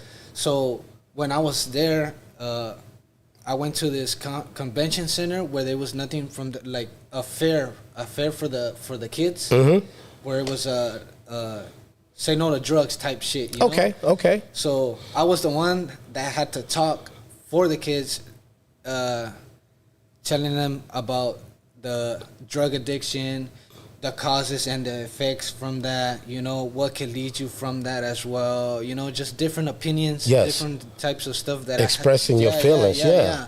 Not only is just me explaining it by words, but kind of giving a little experience of how I've dealt with it and what I went through, you know. So like how you said, it was my experience. Yes. You know, so going to that right there kind of motivated me. It was like, man, I even feel like throwing myself out there and going and showing these kids like, what is this really about, you know, if you guys want to take that step and do that, you know. And man, I got a lot of impression. I had a tremendous of great compliments from I don't know, just different people, but it was a good amount of them, you know, giving me good thought about it, of, you know, what I went through, just stuff like that, you know, and that actually helped me out. Actually, it felt good, huh? Yeah, it felt good going up there and telling so these kids. That go to show you that's a part of your that's a part of your calling. You got to continue to do that. I mean, yeah, I've thought about doing that, like going back again and doing that schools and group homes. Yeah, that too. Because you've been in there before. You've AWOL. You can explain so much. Like I AWOL. I had a drug. I did XYZ, and they're gonna listen to you because it's coming from somebody that not super older, but you still young. So they will still listen to you and pay attention to what you're saying. So that's a good thing. That's a blessing. You here for a reason. Right. You know, because some people OD on drugs. Yeah, a lot of you know, but you here for a reason. Yeah, that was a good experience for me, going out there and sharing some good thought of drug addiction and stuff like that, you know. That was one thing, you know, and besides the other, I think that's like it actually became one of my biggest, just going out there for the community and sharing not only to the kids, but people in general. People in general, you know, because nowadays, like, fentanyl's coming in, drugs is killing people like crazy, man. Bad. A lot of people too, man. They can just touch it like that and be out of here, family. Just off of one slam, one hit, one taste, it's a cold world, bro. Just to see somebody, besides even if you're having a busy day and you're passing by and boom, somebody just drops, you know, and you go out there and, hey, what's up? Well, this guy just OD'd, like, fuck. I feel bad, you know. I feel bad that if I go up to and I see somebody just boom and lights out, like, fuck. That won't actually, I mean, it would hurt me. It would actually give me some good, like, touch of, to make you think about like, damn, your past, you know like, what I mean? wow. Like, that's a good reminder for me of myself to, like, go out there and really, you know what I mean, like, yes, that type of a way of going, and with myself for others, you know. And it's good you learned while you were young. Yeah, it didn't take you to where you like 50 and 60 years old to wake up and be like, you know what, I'm cool on that. You're still young, so that's a blessing. You're a blessing to the world. You're a blessing to the community. Yeah, man, I'm lucky that I still got my mom with me. She's still there, you know. That's good. She's been supporting me to the fullest, you know, even if I try to slack off on some bullshit. Yeah, it happens. You know how it is. It man. happens. They take care of you. Moms get on you. Yeah, said, nope, get to it. Yeah. That's I used to good. get my ass whooped when I was young. Hell yeah. Like crazy. I'm talking about some real shit. Like, you know, anything that came, it was just a hit, you know what I mean? Yes. But I learned from it. It helped me out, you know? Yes. If I wouldn't have gotten that as a kid, maybe I wouldn't have gotten nothing out of them. It's all good. Yep. You know what I mean? So love your mom, man. You only get one, you know. Yeah, for sure. Love your mom, man. Always, you know, respect her and, you know, show her that love, embrace her, and let her know how much you appreciate her, you know. I do. Because that's so important. Love my mom, man. Yeah, exactly. Yeah. Exactly. Every day I tell her that. Every day I tell her too. Like, I tell her, I love you, Mom. You know, even if I'm messing up or whatever, I just know that you're here, and for whatever reason, you know, just. And you hear everything she say. Everything. Even if it's the baddest comment that I have to hear out of nowhere. It wakes you up, though, huh? Mom, you know what I mean? Those are my words to her. And I'll be like, all right, kind of cool. Let's go. You know, it don't matter. You know, it's helpful for me. You know. For sure. Yeah. That's what it is, man.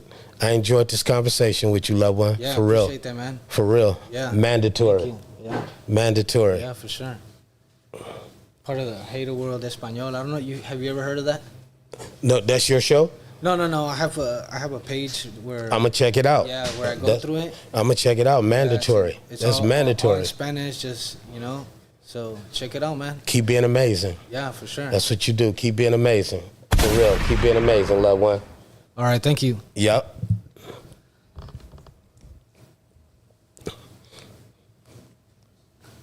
Tag team partners. Oh yeah. All good.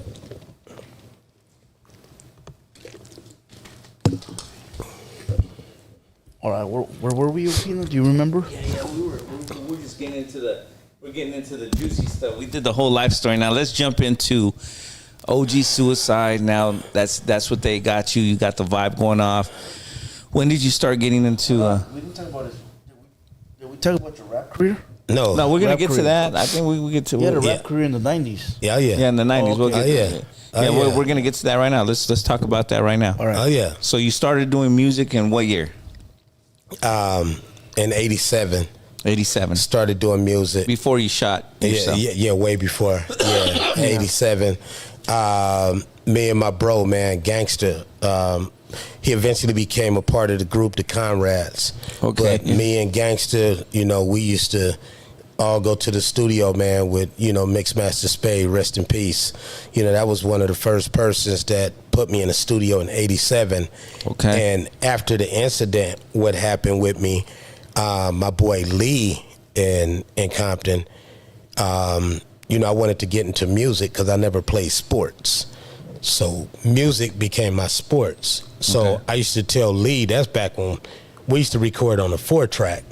You had the track, the vocal, the hook, and whatever else. That was all you had. Yeah. And on cassette tapes.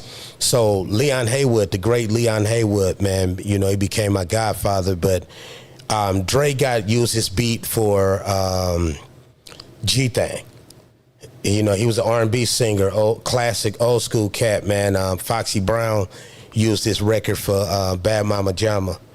Oh, okay. Yeah, Leon, the great Leon Haywood. And we made a demo and we took it to him because he had just put out the Batarang for Tidy T. The Batarang had just came out and, he was still looking for artists. Banging on Wax, they all used Ronnie Phillips. They used his studio to record Banging on Wax. The first project and the second project when they redid it and reconnected. And he heard the tape and he was like, well, I want to put you in the studio. And from there, man, we, was in the studio right there in LA off Crenshaw and Rodeo. We was there, and that was in right after the riots, in 92, 93. Yeah, 92. Yeah, in 93, we started going up there and putting the album together. And, back then, people was using drum machines, but my album that came out, we put a maxi single out in 94 and had 4 songs on it. And then we put the album out in 95, a self-titled album, Suicide, and the leading single was Final Exit. And Final Exit, really exploded. And that album, the maxi single had took off overseas. So since 93, I've had a fan base, all overseas. Still do to this day. You were gonna sign the Ruthless? Yeah, I was finna sign with Easy before Easy passed. Yeah. Because I had wrote some songs for Easy. I don't know if he ever used them, but I had wrote about 4 records for Easy. And we gave them to him, the actual lyrics. I used to be at the Ruthless radio show. Used to be at the studio in Torrance all the time. And we was getting ready to put a deal together. And, God bless his soul. Things transpired and happened the way it did, but definitely. And then I was also working with Big Jess and Droop out of LA, Executive Entertainment. And that's when I ended up going to Japan. I toured to Japan, with my Wonder Why album that came out in 99. And that album right now today is still a classic. The 95 album is still a classic. Yeah. And, oh, yeah. They say you sounded like Brother Lin Chung on your records. Huh? They say you would sound like Brother Lin Chung on your records. I never heard that one before. Who I was always compared to, because I was finna sign with, I was also gonna sign with Rap A Lot. Oh, from Through Texas? Mike Mack, Texas? because I used to be in Houston a lot. I used to do a lot of music in Houston, but the only reason I didn't sign with Rap A Lot because they compared me and Scarface similarities. So Jay Prince, they didn't want it would have seemed like they brung somebody on the label to compete with an artist on the label. Yeah. But Brother Lin Chung, I never heard, but Face, we've always been compared to each other. Okay. What was the context of your rap? My life, shit I've been through, from being homeless, from shooting myself to robbing, stealing, Gangsta shit. Yeah, real shit. And when that album came out in 95, I was 25 and I was still in the streets, heavy gangbanging. I just been came from, doing something wrong and be in the studio recording, Drop a track, yeah. Yeah. Well, now they go to the studio and they say those stories, but they didn't come back from doing any of that. Yeah. You know what I mean? It's different. Yeah, it's different now. You know, It's I ain't different. knocking nobody, but it is what it is. I don't either. I'm not They nobody, getting busted man. for jaywalking ticket. Every time they get a jaywalking ticket, some rap blog puts them on there. Oh, they're busted, free so and so. They got a jaywalk ticket. It's crazy. I mean, boy, you got to realize a lot of the things now that we see is based around the internet. See, we didn't have internet back then. You know, it wasn't no internet, so it wasn't people running and putting posts up and different things like that. So it's a big difference, you know, from then to now. Even in the mid 2000s, like 2007, you know, I used to be on the internet back then, and there'd be like the events you would go to, like say, like now you go to the shows and you're watching it live from the house. Yep. But in those times, like 07, you would go to the events and shows, but you wouldn't be able to read about it until the next day. Yeah. Like on the forums. Yeah. Or like the Reddits, but they weren't called Reddits back then, but they were like forums. Yeah. You know. Yeah. And you would go and you would post about what happened the day before, and then you would upload the videos to YouTube. There's no live. Mm-hmm. So somebody would have to do all the uploading work. That's what I used to do. Yeah. You know, so now you get it all in real time. In real time, yeah. You know, so live. You can imagine from the 90s, it went from not hearing about it at all, only about rumors in the streets, to mid 2000s where the next day or a couple days later you would read it on the forums, to now it's all in your face. It went from you got mail. Remember that? Yeah. To about 30 phones. I feel like we're just living, though. I feel like now it's like it's pressured upon an artist, since they know they're on camera, they got to do something bad to get their fame up, or they got to do something stupid. But we were just living. You know what I'm saying? There was none of that to chase that. Whatever we did, it was because that's what it was. Now people will be like, oh shit, I'm on camera, I'm this rapper, I got to do something, because if I don't, then my image is... And now you out of here because they got about 30 phones that recorded everything. Yeah, and they feel like they got to do that. Just rap, bro. You know what I mean? But everybody want to be a killer. You know? And if you added up everybody that said they killed somebody in a rap song, it wouldn't be nobody alive to listen to the music. That's crazy, huh? Yeah, facts. Yes, very true. different. In the 80s, when you first came out, who was your influences? Did you like bump like Above the Law, like stuff like that? I mean, well, we all used to listen to each other music, but I've never had a music influence. My OGs was my influence. Okay. You know, because them was the cats that really inspired me when I was 8, you know, seeing them outside with the pretty women, the bunch of money and cars, just that fancy lifestyle, man. I was so impressed by that. Yeah, I liked Above the Law. Remember them? They were tight. They were from like the 80s. They're from Ruthless. Yeah, they were from Ruthless. Yeah, okay, I didn't know that. Yeah. Cocaine. Yeah, he was from back then too. Yeah, a lot of people don't know King that. T, you know. Oh yeah, yeah. Tidy T back then, you know. Yeah, that was the first. I like what was it called?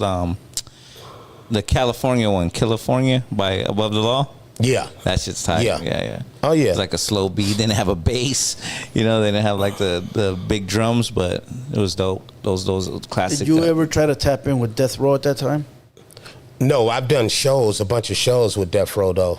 Yeah, you know, because my boy Cat out of Fruit Town, he used to, you know, throw a lot of shows, and Death Row would be performing, and he would always have me, you know, come perform at the events. Because I remember he had a pager shop in Compton. Yeah. And, you know, he did a big show at the pager shop in Compton, and, you know, I performed. A lot of cats from Death Row performed, so it was nice. You ever meet Pop?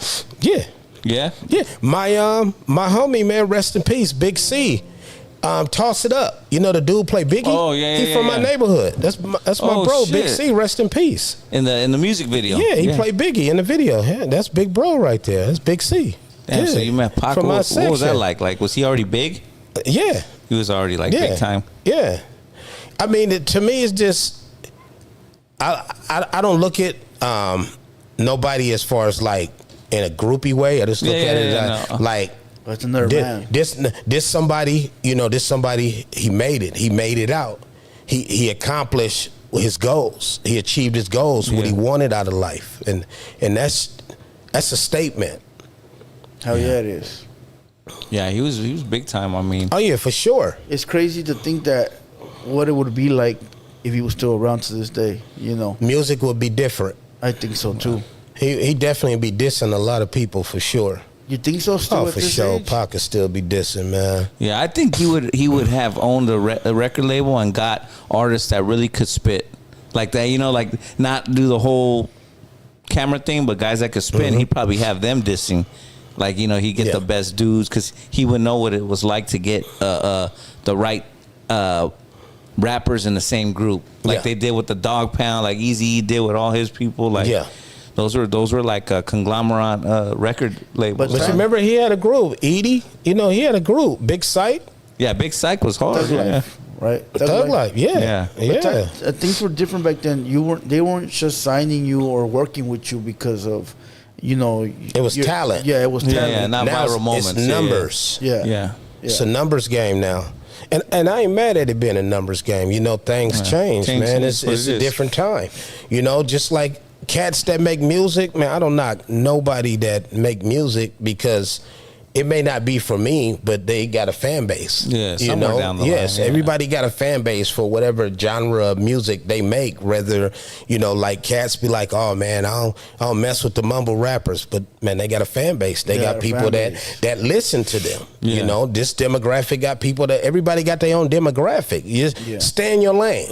You know, it's when I see cats, especially in my age bracket, trying to sound like these young cats. I be confused. I'm discombobulated. Like, you're going backwards.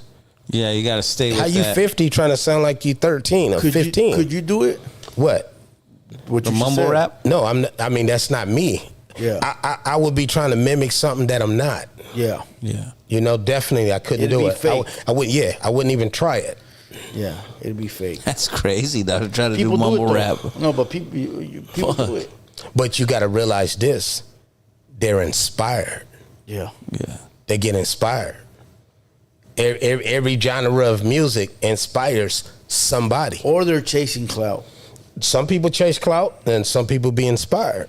You know. Yeah, it's like a mix. Oh, yeah. Now, how'd you get to tap in with No Jumper? My nephew, AD.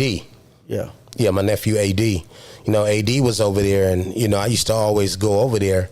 Every Tuesday, we'd leave the studio, and we would go over there, and, you know, when I walk in, they'd be on the show, and, you know, nephew would be like, man, OG Suicide in the building. You know, that's how it came about, OG Suicide in the building. He'd give you a shout out. Yeah, always, yeah. And you'd be up there just for support?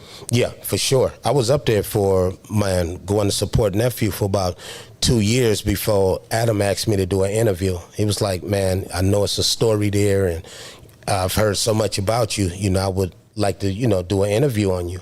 And we did the interview, and, you know, people loved it. And then he was like, how would you like to, you know, have your own show, you know, up here, you know, with what you do, like me saving lives and, you know, uplifting and inspiring people. What was the show called? OG Suicide in the Building. Yeah, that's what it was called. Yeah. I saw that, yeah. You know, when I was watching some of the episodes, you know, the last few days, in my head, I'm like, because No Jumper is like, wait, how would you say, like a dramatic channel? And then when he was doing a positive thing in my head, I'm like, I wonder how long he thought that was gonna last. No offense, because this, I don't you take get what it I'm as saying? offense. Like I was thinking, like, you know, because that was like the best. I don't want to say the best segment. What I'm saying, it was the cleanest segment. Yes. That they had, like, you know, because you're advocating help to people that need help. Mental health, yes, it's you know? important. And it's kind of like, you know, that's like us. If you doing, see, my first interview started with everyone at No Jumper. Yeah, because you had Flacco on there too, like the third episode. AD, Flacco, Adam, House Phone. Yeah, that's right. It all started, you know, because I seen, you know, the mental things that was going on in the building. Because I always seen stuff from behind the scene. Right. No, I get what you're saying. Yeah, so it's just kind of it was interesting to see that Adam did that type of segment, because I think of us too. We have a certain thing going on over here, so it's like if we do something like that, kind of be like a off the wall type of thing. If we did that, what kind of talk did he have with you? Like, what was his idea, his game plan? Well, really, the game plan it was really throw in my lap, you know, because I never really had no intentions on doing podcasting. Just, you know, keeping it authentic. And, you know, once I did the first episode, and then I was like, you know what? Okay, this is something I could really get into. And, you know, from there, I, you know, did a few more. And then, you know, when Nephew and them left, you know, it changed the momentum, you know. You had never done podcasts before, right? Never in life. So how was that the first time? I've always did motivational speaking, though. Okay. I've always spoke in front of a big audience, going to schools and institutions and troubled youth centers and actually speaking. So this was more like, okay, I'm sitting down and I'm more like therapy. That's what my thing is. It's therapy. The cameras weren't like fucking with you? No, not at all. Okay. Not at all. I mean, I done did a few movies and all that, so no, not at all. Shit. Yeah, Death by Diamonds from the Bantus that we shot in Houston with Stoney Jackson, the father of the Jacksons, Joe Jackson, my boy Trap, D-Red, and then Death by Association, you know, was producer named JT. We filmed that in like 2010. Operation Repo, you know, I was heavy into the acting, and they used to do TV show. Yeah, the TV show. They used to do actual live filming, but due to lawsuits and things like that, they had to start filming it because they got sued a lot. So, but my episode was an unscripted episode. Is it fair to say the beginning ones were unscripted? Like it seems like the beginning was unscripted. The first couple years was real. Like it looked due real. to them lawsuits and you know them fines, you know they start doing and then I could tell pre-recorded. So I went, you know, to one of the auditions. And they was telling me about it. And when I seen the audition and I applied for the audition through Central Casting, LA Casting, it was a trip to me because I said, wait a minute, Operation Repo, like, it's the same thing? I went to the audition and the guy was like, well, you know, we would come on the movie set, you would pretend like you somebody filming a music video, and if I was to, you know, pull out my phone and be like, yeah, man, I'm finna call the police and all that, he'd like just tell, you know, just kind of act it out. So, you know, he went through it, and when he put his phone out, I grabbed it and slung that motherfucker across the floor. They was like, man, if it's broke, you'll pay for it? And it was just an audition. And, man, they did an unscripted episode downtown Long Beach by the docks. Oh, shit. Was that early on in 2010? It was airing. Okay. It's still air, right? You know, and that's when I had the Hummer, my white Hummer, too. Yeah, because Operation Repo started like in 2005, I think. Yep, something like that. Like early 2000s. Those are cool reality shows. I remember that one. Yeah. That came out. That other one too, Bounty Hunter. Yeah, all those were around. Remember, those ones were around. A lot of the people are gone already, though. Yeah, they even had like that fucking alligator one where those white boys go and fucking remember like the woods. I don't know what it was called, the woodsman or I don't know some shit. The hunter. Then I do the management too with the music. You know, like you got artists. You know, like my son, Lil Side. You know, he's working on music. Got a project coming out. My nephew Dre Hill. You know, he got a project getting ready to release. Lil James, man, and you know my little nephew across the street from me. You know, he plays the guitar. His name is Logan. So he's working on some music in the studio. Like, I just try to be, you know, keep my hands everywhere, man. Like I got octopus arms. Stay busy. Hell yeah. You got new music coming out, right? Oh yeah. I saw you have some music from like a few years ago and stuff like that. Yeah. You're revamping it. I just I throw stuff out there here. Yeah. I really focus on them more than I focus on me because I'm not tripping, man. I've been there. It's over for OG Cuicide in the music game? Well, it ain't over because I get complaints from overseas because they still love CDs, so they still be wanting me to press up music. And that's cool, They still be wanting to buy. Well, damn sure that's cool. Money. I got an album came out in 99 that they still buy. That's money. We in 2025. Hold on. You're not Al Bundy stuck in the one football game. Oh, no. Nuh-uh. 4 touchdowns? Yeah, you're not 4 touchdowns. You're not stuck in that. Okay, so you really got. I mean, I still got it. I put it like this, and I ain't trying to toot my own horn, but you put me in the booth with anybody breathing on this planet, and I make them tie their shoes up tight and give them a run for their money. At 55 years old. Yeah. Okay. Young or old. And it don't even matter. then, do you freestyle? But I still got it. Do you freestyle or Yeah, not? Oh, really? I still freestyle. Oh, we The- might have to get him at the end. We get in the booth. My whole team, we get in the booth and just put the beat on and I punch in and build it. I patch it like an inner tube, a tire. Facts. Yeah, But he got that one album, and even if he's living that Al Bundy dream, if it makes him 100,000 still, fuck it, dog. That's money. Yeah. Fuck, you know what I mean? Fuck. and see, I got more than 4 touchdowns too. There you go. Let's go back to that no jumper shit. So I mean, I don't want to get stuck on that, but No, go I ahead. don't. But I just want to finish it off. Okay. You know what I mean? So then, okay, your nephew leaves. AD. He was Yeah. big there. He helped. Would you say he helped build that platform? He played a humongous big part in that platform. Yes, I will. Because he was there. He was there in 2020. I think that's when he started, or 2019, when it was just building. Fool, like there was really nothing going on right there. He brought a momentum definitely to the platform, man. You could say, and I don't think he got the credit he deserved. He brought the black community. Yeah, Because prior to that, it was Yeah. really a bunch of nothing.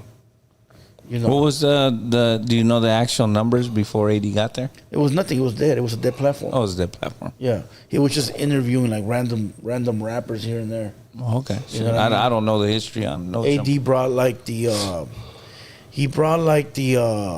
what would you say? The street culture. He brought like the street culture, For sure. the excitement. It made you want to watch it. So then your show only goes on for 4 episodes, no, I shot way more. I was there for 8 months. but how many aired? All of them. They on my channel still too. You switched over all of them to your channel. Well, it was Or the ones well, my channel left with me. Right, when you left No Jumper, I remember you yeah, saying my that. channel in the- left. Yeah. But they would upload a No Jumper and your channel. Both. Well, the first 4 started on the No Jumper YouTube channel. Yeah. Because we was doing a test run, and from there it continued on. Okay. Now, how was the pay to work out? Well, we never had no agreement like that. Like, I wasn't signed. I wasn't under contract. I didn't work for No Jumper. Yeah. I didn't get hired by No Jumper. I didn't have a job there like that. I was offered a platform to do a test run to see how it goes. Yeah. And then when AD and them left, the momentum shifted. You can just tell that the energy wasn't the same. So my thing was, I was already planning on, getting on, and then it started being to a point where there was no time for me to actually film my shows. And one thing I do want to address, and like I said, I ain't even trying to, speak on that platform or about it, but one thing I will say for sure, when AD and them left, Wack 100 made a true statement to Adam. He told Adam, he said, OG Suicide kept things outside this door. Yeah. He told him that, because when everybody left, cats definitely wanted to run up in there, but cats was saying, man, OG Suicide's still over there. I'm in the streets, homie. My ear is a part of the streets, so I know what was going on, and I was hearing it. And when Wack told him that, Adam stated, well, we never had a prior conversation before. He lied to Wack.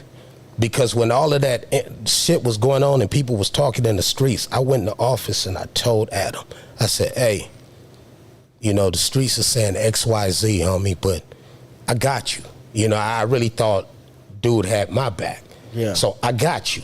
Like, I'm here with you. And he was like, good looking, G. So we had a conversation prior to that. But when him and AD and everybody strictly AD, because AD is my nephew. When they start getting to going back and forth with each other, man, I'm not finna stick around here, dog. I know what side of the fence I'm on. Yeah. Now, you pulled up there with a white chair. I thought it was scripted. Oh, no, it wasn't scripted. I mean, I went up there for charity. What are you going to do with that white chair? Charity. What does that mean? What am I missing? Charity, like a like a foundation, charity. Give out charity. Okay. Give out the wham. Well, give out charity. Yeah. Well, He yes, wasn't there that day. charity. He wasn't there that day? No. He knew you were coming. Everybody knew I was coming. They knew it was going to be my last episode that day. Everybody knew it. Yeah. So Adam has a thing for skipping out when things are about to go down. That's what he said? Well, no, but that's what the track record shows. Oh, okay. You were there. He knew you were going because the time slot was there. He skipped out on that.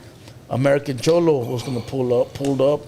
He skipped out on that. That's right. I remember That's the day AD was there by himself? You talking about that day? Yeah, with the 100 Mexicans. that When pulled up. AD stood there and stood grounds by himself with nobody? Yep. The only other one there was Duno. Duno, yeah. Yeah, but- Duno, for Duno sure. And yeah. AD, yeah. Yeah. And he skipped out. So, I mean, his track record shows he's not trying to be part of the fuck shit. And, hey, it is what it is. Who wants to be part of the fuck shit? But when you create the fuck shit, it's like, do you ever show face? You know? I don't know. Like, that like, discussing them ain't something that, that ain't what I came here for today. Yeah. You know, that definitely not it. Yeah. But for sure, it's all good. We can keep going. One last thing before we switch that subject up. So when you left that day with the white shirt, what were your thoughts? What you mean? Yeah, like, what were your thoughts? Like, man, this motherfucker got over on me. No, he didn't get over on me. I don't feel like he got over on me. Well, he still collect a paycheck for your videos. Them videos are on my channel. None of them are on his channel? No, I don't think so. Okay. Yeah, they're all on my channel. I'm just trying to spark up some bullshit. Oh, yeah. I don't feed in. That's right. That's it. You know? I just barely started. I'm like a can of oil. You can't outslick me. I pay attention. Much success to them over there. They got a lot of views. Success, they got a lot of much views. Success to everybody. I noticed that my opinion on that channel is like they do their thing, but I noticed like they have so many people that come in and out. Like they go there to podcast, and then all of a sudden they have some type of fallout there. That's what I seen. And I don't know, maybe because it's so controversial. There's so many different personalities. It gets crazy on there, and then it just seems like it's boom. Next group of that's what we were saying earlier. Next group of podcasters. Crib Mac. Crib Mac was like, fuck, it's fucked up to say. The mascot over there for a while. I mean, is that safe to say? I mean, I don't know. Okay, how would you say it then? He was over there. See, I don't know a lot. Crib Mac, fool. Oh, yeah, Mr. I know who he 5'5". is. Yeah, I thought he just got interviewed over there. He was a viral sensation for a while. Oh, okay. I say that's the most respectful way to say it. He was a viral sensation, and then he goes to jail. They look for another one. He gets busted. They look for another one. Right. So basically, they're just running through viral and even homies. good podcasters, because like AD and even Les, they're good podcasters, but sometimes they, like, your nephew's not there no more. There's other podcasters that ain't there no more. Do you think AD did a good thing by leaving? Because now he on top. I mean, he's doing good for himself. Great. Yeah. Yeah. He made a good decision. Yeah. The whole group did. Yeah. Now and before he left, me and him had a conversation as far as me still being over there. So we discussed that prior to him leaving. What did he say? We always talk. What did he say? Yo, Unc, if you stay over there, I'm going to disown you?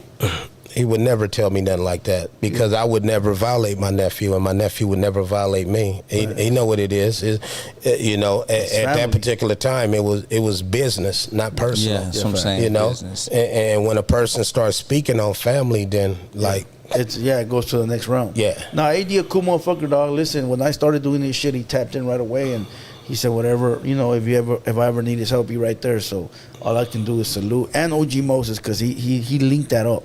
Yep.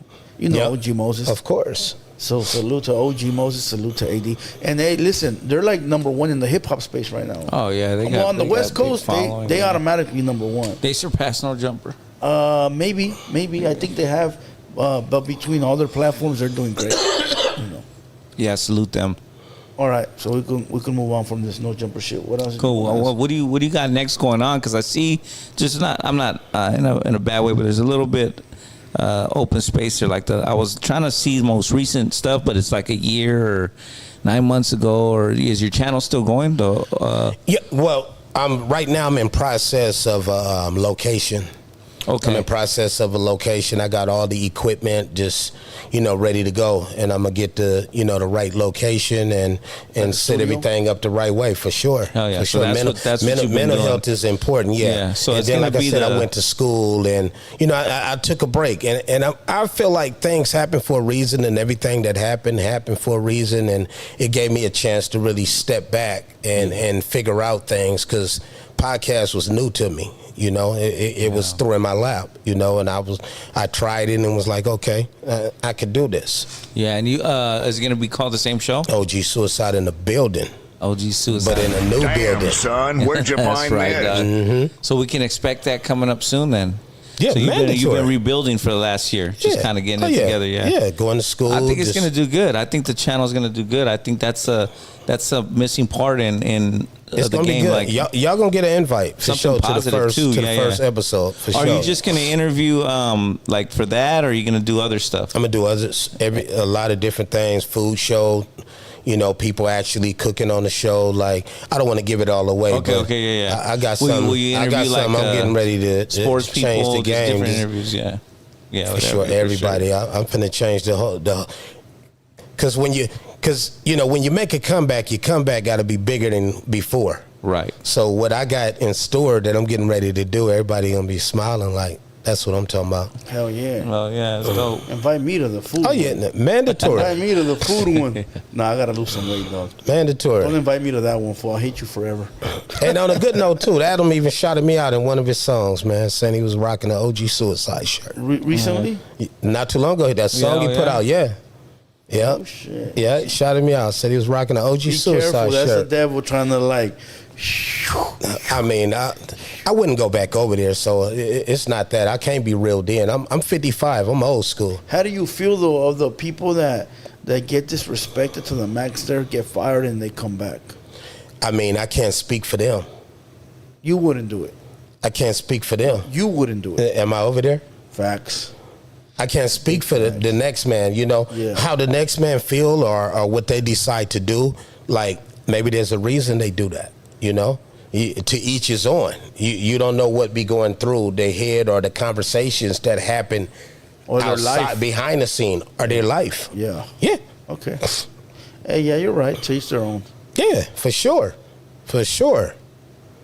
Damn. Clout's a hell of a drug, dog. I'll say it. You fuckers don't want to say it. Clout's a hell of a drug, dog. You're not going to punk me out. I ain't coming back nowhere, dog. Fuck you and fuck your mama. You cooked me Straight on that up, one. Dog. I'm not doing that. You fucking say something stupid and shit, and you want me to come back? I'm not coming back, bro. I wouldn't. Yeah. Fuck that. That's just me. To each his own, man. To each his own, you know? Yeah, do what you do, players. OG cooked me on that one. Well done. Well done.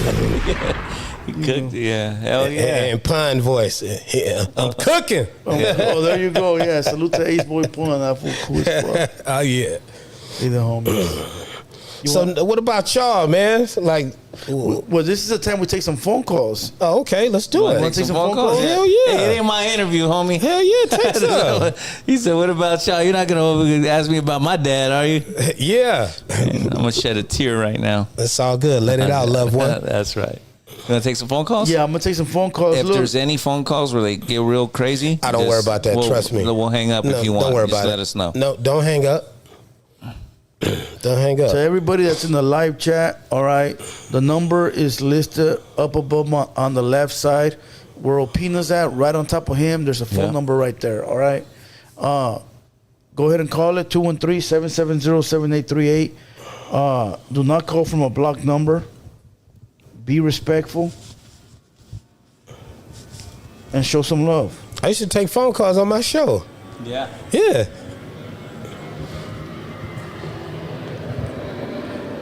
We got OG Suicide in the building. Let's go.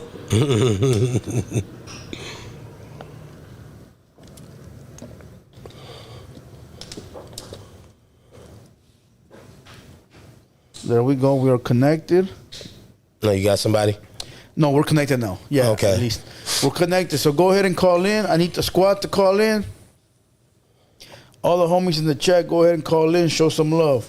Let's get it. 213-770-7838. Let's go. Acting. Mexico, you're in the building. Hey, what's up, fellas? Buenas noches. Opina Blue. What's good? What's good? What's up, my dog? Good. Hey, OG Suicide. What's going on, man? Loved one, how you doing? Hey, we're doing, man. That's the main thing we're doing. This is Baby Blue Dramatic in the chat. Downer from Orange County. Just wanted to tap in and show you some respect, man. You know, on what you got going on. You know, you got a lot of knowledge, and a lot of people need to hear shit sometimes, you know, to make them break that little, break whatever they got going on in their head and look at things from a different point of view. You know what I mean? Thank you, loved one. For real, thank you so much. I highly appreciate that. And hopefully, you know, that little conversation you had with Trap Boy, you know, can suit him the right way. You know, he's a good dude, man. And he gonna be can good. Only bring positivity for him. You know what I mean? Yes, he gonna be good, man. He got a good head on his shoulder, man. He's going in the right direction, and for sure, I got nothing but love for him, man. I'm glad I met him today. Yeah, salute Trap Boy, salute yourself, and 200 Boy Spot, hater spot up. Thank you, loved one. Have a good one. You too. Thanks for calling in. All right, next caller, 442. You're in the building. Brole Proyectos in the building. Shout out Opina, Blue Devil, and the homie OG Suicide. Love one. Hey, homies, good looking. Hey, OG Suicide, I just found out about you to the hater world. I'm gonna look you up. Opina, I heard that shout out on the Icon TV, homie. Saludos. Shout out to Drew. Good night. Thank you, loved one. All right, let's go. Number is listed on the top left corner, 213-770-7838. Connecting. Keep them coming. Let's go. 805, you're in the building. Hi, good evening. So I just want to say to OG Suicide, a lot of the things that you're saying right now, I can relate. And I was born 94, so I just want to say that it's a pleasure to have you on the Hater World. And squad up. Have a good night, everybody. Thank you so much. Inspire people. Keep inspiring. And I love the music, by the way, as well. Thank you. Thank you. All right, let's go. Oh, yeah. Oh, that one hung up. Let's go. That one said bike repair. I don't know if we want to answer that. Oh, like did I Homie's working late night on something. No. Trap getting his bike fixed? Let's go. Connecting. 480, you're in the building. What's up? This is Junior from 602, Phoenix, Arizona. Salute. Shout out to Hater World. Yeah, that badass podcast, man. Very good words and positive stuff. Usually, it's very rare for this podcast to get anything positive, bro. But this is badass. Good looking. Thank you. Thank you. You guys have a good night. Wait, they got an elder in the building with them today. Oh, man. He said it's rare, bro. We need some more positive shit, dog. Yeah. All right, let's go. Number is listed, 213-770-7838. Go ahead and keep calling in. Let's go. We got OG Suicide in the building. Let's get it. Top 3 podcasts that you like to watch. Top 3? Yeah. Man, home. Community. Oh, yeah, of course. Fig Community. You know? Oh, yeah. Is that back on Fig or is that different? No, it's all of them. Yeah, it's all of them. Okay. Yeah, that's the whole team. Okay. Oh, yeah, that's the whole team. And I definitely will be back here again, too, for sure. Okay, we appreciate Mandatory. 206, you're in the building. Yo, 206, we hear you. Hello? Yeah, you're in the building, 206. What's good?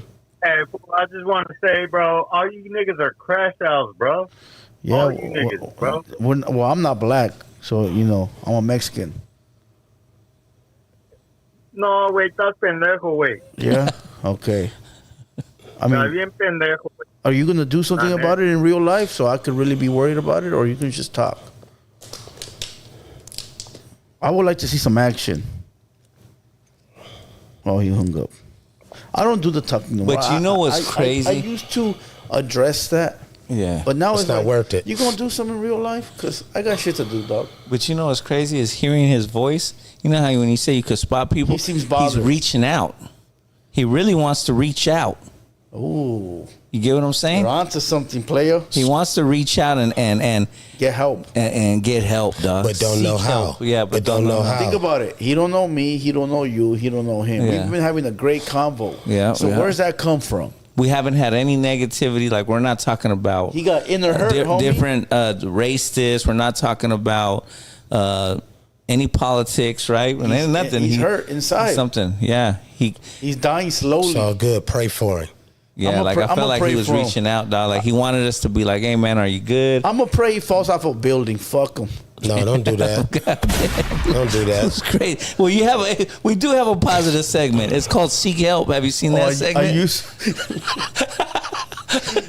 Did he just say I used to? I chopped it at number 4 because people love it too much. It was called Let Seek me Help. tell you what it is. Somebody like I'll go through the comments and I'll read all the comments and I'll roast the shit out of them like with facts. Connecting. You know, but people love the negativity so much. It was just like 702. You're in the building. Vegas. Yo, what's up, fellas? Hater World, squad up. I got a question for OG Suicide right here. Hey, man, what do you think about these this claim that people are guests in the House of Hip Hop? That what he say? That what? That people are guests in the House of Hip Hop. Well, what kind of people? Just say it how you want to say it, because I mean, you say people. Well, that's you know, that's just how it is. You know, everyone's saying that it's a black culture thing, and everyone is they're saying that everyone because on the it's a black outside is a hip guest. hop is a black culture, that it's that Mexicans and Latinos it's a market are for everybody. Cause you can't forget about Kid Frost. Yeah. One of the first Hispanic artists that's still a legend in the game. Yeah. You know, you can't. Lighter shade of brown. Yeah. Can't forget about them. So the culture is wide Big open. pun. Big pun. That's a big one. The culture is wide open for everyone in general. You know what? I don't know exactly how it all started with the like record labels, but is it fair to say that if it started there, like in a mainstream, that it was white people who started it because they had all the money? They for surely the ones that started. You know what I'm saying? Yeah. Like that started and then bringing in the street culture. Hey, we can get this guy to tell his story about the projects, and we can sit in the back and make millions while he's kind of like the NBA. Yes, the workers, the shooters, the ballers. You know, they do all the work, but the dude in the background that owns the stadium and owns the record label, they control everything. Yeah, they control everything. Yeah, so from the title of it, the labeling of it. I just wanted to get your opinion on that For because sure, loved one. I feel like there's a place in the era where everyone is a minority. You know what I mean? There was Latins, there was blacks, there was all types of people that were involved in the movement. So I mean, to say King that, Lil G, I mean, the list goes on. Facts. Yeah, man. I just want to get your opinion on that. Man, thank you so much for the call, loved one. All right, let's go. Next caller. We got Moses in the building. What up? Yo, what's up, guys? What's up, guys? I'm on my dot. But I want to talk Suicide, man. Give your thoughts on what you thought of Blue Devil before and after meeting him. Oh man, he's solid, man. I mess with him. Yeah, nice. But yeah, I just want to give you guys a shout out, but I'm gonna have to go though. Well, I never had nothing bad to say about him, but I mess with him. Yeah, but after meeting him, the take of him, he's a cool person. That's what I've always thought, that people need to meet the guy before they keep talking the shit because they don't know him, personally. Yeah. Well, see, with me, I don't never go off what nobody say because I deal with people on my own terms, my own level, and I don't go off what the next man say. The next man say one thing. And one thing about me, I'll never allow nobody to say nothing bad about somebody I mess with. That's just how I am. I'm from the old school. Oh, yeah, exactly. And, mandatory, I wish people would take a hearing to what you just said. That way they can kind of get over that BS. Yeah. I gotta go. All right, Moses. Thanks a lot, All right, OG Moses. Let's go. Next caller. 562. You're in the building. Long Beach. Cerritos, Long Beach. Shout out Hater World. Shout out Blue Devil. Mofina. Yep. Suicide, man. How you guys doing tonight? Loved one, how you doing? Good, man. I had a question for you, man. Who do you think the best West Coast hip hop artist of all time is, man? Who do you think is of all time? To be honest with you, I mean, I really don't know. I would be lying if I sit here and pinpoint somebody. I really don't know, loved one. Who do you like the best? What do you think the closest answer to that is? Huh? I mean, there's got to be one. There's got to be one of all time. Let's say they ask a question. There's got to be one. Well, see, I don't have nobody in particular, especially me being from Compton. Like, everybody from Compton is, to me, is, top notch, legendary. We all from the same section, same city. So I can only speak on my home. So everybody out of Compton, man, to me, whether it's up and coming, legendary, or been around, like we've been dominating for years. Is Eazy the godfather of gangster rap? Okay. Of gangster rap. You got to put Ice-T in there too. I would say Snoop. Yeah, but I would say Eazy had a Snoop. big Yeah, hey, Snoop is the big representation out of Long Beach for sure. Hands down. You can't take nothing because from he's him. still doing it to this day. To this day, he's still doing it. You know what I mean? Hold on. Tupac To this from day. Compton too. No, Tupac is from New York. He's not from Compton. He came to Compton Yeah, he's and originally New became York. Compton. He He's from not Compton. born. He's not born and raised. Once you get jumped in, you from Compton. He never got jumped in, man. Once you get jumped in, you from He Compton. didn't get dog. jumped in, man. You know who's tight? I like Hold on, Quick. I like hold on, Quick. Yeah, hold on. Quick for sure. Once you get jumped into the set, that's where you from, fool. He didn't get jumped in. Not according They didn't to. put him on. Not according to They a didn't bunch put of folk Pac on. over there. Not according to a bunch of folks over there. Oh, he got put on? He got put on. Fool. That's At why he 20 got the, at 20-something That's years why he old? got the MOB all over right here. MOB. Man. At 20-something I'm gonna years be old? honest with you. I put him as, for me, as the greatest, the West Coast, because of where he came from, and he wasn't actually born and raised here, but he had so much influence on a place where he wasn't born. But West Coast influenced everybody. Yeah. I got a cat from Russia Yeah. that do beats. Yeah. He do West Coast beats. Yeah. Facts. You know what I mean? Yeah. There is people like that. Yeah, a lot of cats around the world. Yeah. Japan, Germany, France, London, Switzerland, Italy. All that shit. They love this West Coast. We influenced the world. Yeah, for sure, dog. All those places you named, they got the best beats, like Germany. Yeah, you go on YouTube. We got some cats, man. Yep. For sure. From Baghdad, from all over. Yeah. They be sending beats. And Let's they be go. like, wow. 602, you're in the building. OG Suicide. What up? Hey, with all due respect, man, is it okay if we have a small therapy session right now? Oh, man, talk to me, loved one. What's wrong? For sure. Hands down. Please do. Blue Devil, is it okay with you, dog? He's gonna say some stupid ass shit. Go ahead. Hey, What's homie. wrong with somebody you? y'all know? I don't know. But he I don't sound know. like he's gonna say some No, fuck shit. Let him talk. for it. No, let him speak. He Let might him be- he speak, might be please. going What's through it. wrong, loved one? Hey, man, I'm just going through it, man. I just can't seem to find the exit. You can't find the exit? No, there's no such thing as an exit. Every day above ground is a blessing. Like, don't never harm yourself, man, because it's not worth it. You know, tomorrow can be the day that you be successful. Tomorrow can be the day that life gets better for you. So whatever you do, please don't think like that, loved one. I promise you. I can't say what day, but I promise you this, in due time, your life will get better. Like, I'm not exaggerating. Man, I've been on this earth for 50 years, man, and every day is the same shit. I'm just tired of it, man. I'm 55. It's all good. It's all good. You're going to be all right, though. He hung up? Yeah, it's all good. That was good, man, because you gave him more time than a lot of people probably would. Oh, yeah, for sure. You get calls like that sometimes, so it's good, you know? Yeah, like for me, I put Tupac up there. I like Quick, man. Quick, I feel like Quick. He got Quick his was one of the coldest with the beats too. Yeah, he had like the he was gangster rap, but he did it in like a funky way with the beats. Like that whole album, the one You Gotta Get At Me, dun dun dun dun. He had all those like old school beats, hard. What happened? Was it a fraud? Yeah. It's cool. It's good, though. At least you gave him the benefit of that. I knew he was. I could tell by his voice as soon as he called. See, but this is what's fucked But see, up. I've had people call me sounding like that, but and that then was it's really real. crying. Yeah, but this is what fucked up with our community, fool. They play games like that instead of taking advantage of what we're bringing to the table. We're bringing something different to But the everybody's table right not going to be on the same accord. Yeah. That's just life. Yeah. You know? Connecting. We can't expect it. Yeah. 951, you're in the building.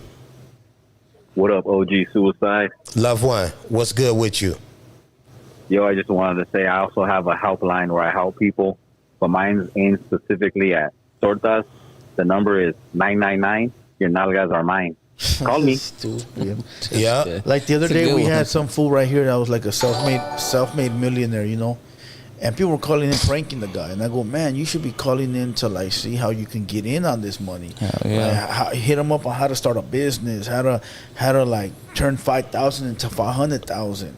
But fools are calling up here trying to prank the man instead of trying to figure out how to get some money with the man. Some people got a lot of time on their hands. Yeah. Just like them two cats. They got a lot of time on their hands. Like, you know what? They watched the show. Yep. Yeah, They for heard sure. the conversation. Entirely. Yeah. So they're like, you know what? I'm going to call and act like something wrong. Yeah. It's cool. It don't bother me. Because I'm going to entertain you. Yeah. I'm going to entertain They're you. probably practicing Do your thing. in front of the mirror too. Yeah. Like I see my little niece when she's practicing for a little dance at school. It reminds me of them. They're like, okay, this is how I'm gonna say it. This is how I'm gonna act tell like them. I'm crying. They got 3 hours to practice it before we do phone calls. Yeah, true that. That's crazy, right? Let's go. Last caller of the night. All right. 317, you're the last caller of the night. What up? Hey, how you guys doing? Salute. Salute. Yeah. Well, let me tell you something. For me, I've been having a lot of trouble because 3 years ago I was in an accident by a DUI driver. And I'll be 45 come June 12th. But I have a hard time coping with it. So, I mean, I don't understand. I mean, I wish the guy would call me and tell me, "Hey, I'm sorry for ruining your life." You know what I'm saying? Wow. But how do I continue going on? I mean, at nighttime it hits me. Okay. I get hard on myself. I get hard on God. You know what I mean? I say, why did you make me do this? You know what I mean? Why did you make me crippled? You know what I mean? Oh my God. It's just hard. So how do you continue to live on? You know what I mean? I mean, it's just, well, one thing I can say is, you know, you can't question God, you know, for sure. And the person that did that for sure is, you know, it's unexpectedly that it happened to you. And I definitely want to tell you, man, that it may not come off right to you, but you're here for a reason. And you still have a purpose in life. And I would take what I'm going through, what you're going through, loved one. And I know you're not in the best of your life right now. You're not feeling your best. You're not experienced in the best of your life because definitely I have a nephew he's in a wheelchair. And one thing I definitely would do if I was you, loved one, I would be a testimony. I would get out there. I would start a foundation and help people that's experiencing the same thing. well, yeah. Well, I just had back surgery. Shit, man. I haven't walked over, like I said, come June 12th. Yes. Over 3 years, and I actually started walking. They had me walking. And you're walking? They started having me, but I'm not able to hold myself up yet still. You know what I mean? Okay, but so they you're told me going I'll through never be able therapy. to walk again. They told me I'll never walk again. And now, you know what I mean? They got me. So, but it's just like I said, it's just hard for me to, yes. You know what I mean? Like I said, I understand why that kid won't call me and tell me, hey, I'm sorry for ruining your Yeah, that's life, sad. you know? That's very sad, loved one, and my prayer goes out to you, man, and that you complete your therapy and you get back on your feet. But one thing I definitely would love for you to do when that happens is get out there and spread the word, loved one, and let people know never give up. Please let people know never give up, no matter what they're going through, no matter what you're going through, loved one. Talking to you direct, like please. Never give up, loved one. You said you got a birthday coming. You said you got a birthday coming on the 12th. I know you in the situation you in, loved one, but do me one favor and remember OG Suicide told you this, man. On that birthday, on the 12th, man, you thank God that you here, loved one, and you try to have the best time of your life, get all your family together and have them pull up on you and y'all come together as a family, man, like we used to do in the old days, you know, when Granny used to cook on Sunday and everybody used to come over and hang out and enjoy each other. Like, I know you can't smile as hard as you want to, but on June the 12th, loved one, please try your hardest to put a smile on your face. Should he forgive the guy that did that to him? I mean, yes. I feel like he should forgive, but the same thing is the guy won't even come and apologize to him, so he can. You know the crazy thing? He was 18 years old. 18 years old, and I'm 46. Like I said, you know what I mean? Wow. Wow. Yeah, hey, I like that chuckle you just did, man. Like, I could tell the spirit, man, through me sitting here is touching you, loved one. But like I said, June 12th, man, start calling them now. Tell them to show up and show out for you on your birthday. Yeah. Much respect, man, you guys. God bless you. Blue Devil. Much love, guys. Much love, man. Yes, sir. People were saying that was Güero the homie, but that's not Güero the homie. And that was a 317 area code. Mm-hmm. You know. He's out of state. He's out of state, yeah, for sure. There was a gang of people calling, but that's the last call That's right the last call, hell yeah. That's the last call. For sure. That was a good one. To end it on something like that. Yeah, that's pretty good. Dope. Hell yeah. He wasn't pranking. He wasn't lying. It was a good one. The other one was a prank. I didn't even know we had watchers like that. That's crazy to know. It's all good. You know what I told you, I believe we do. I mean, a lot of these guys in here that make calls that are crazy, like, I think they want to reach out and be part of a team. You know, like when don't know how to act. when they call in and they're like, "Fuck you." No, you know, because like I've had people in the chat that talk shit to me. Like there was this one dude that recurring every day will run his mouth about me, even make videos about me. And one day I go, "Hey, bro, just be part of the team, homie. Like, I fuck with you. Why you gotta act like that?" And now he in there all the time, like, "Hey, what up, Blue Devil?" So all they needed was a little confirmation, like, "Hey, we fuck with you." That's good. You know, so we turn a lot of those people that are lost, we turn them into like. That's good. To fuck with us. For sure. Yeah, cyberspace is crazy, man. It gets to people's heads. You know, they start thinking it's like more realer than what it really is. Like it's not that deep. You know what I mean? Mm-hmm. So, I think they got the number now. Yeah. Mandatory. You want to give them your number one last time? Yeah, most definitely, man. My number is 310-938-9376. I accept all calls. OG Suicide. That's the name. Hold on. Credit card rates may apply. now I'll give them my Cash App. My Cash App's $ODOG-OPINA. Damn dog. $4.99 surplus charge. That was funny.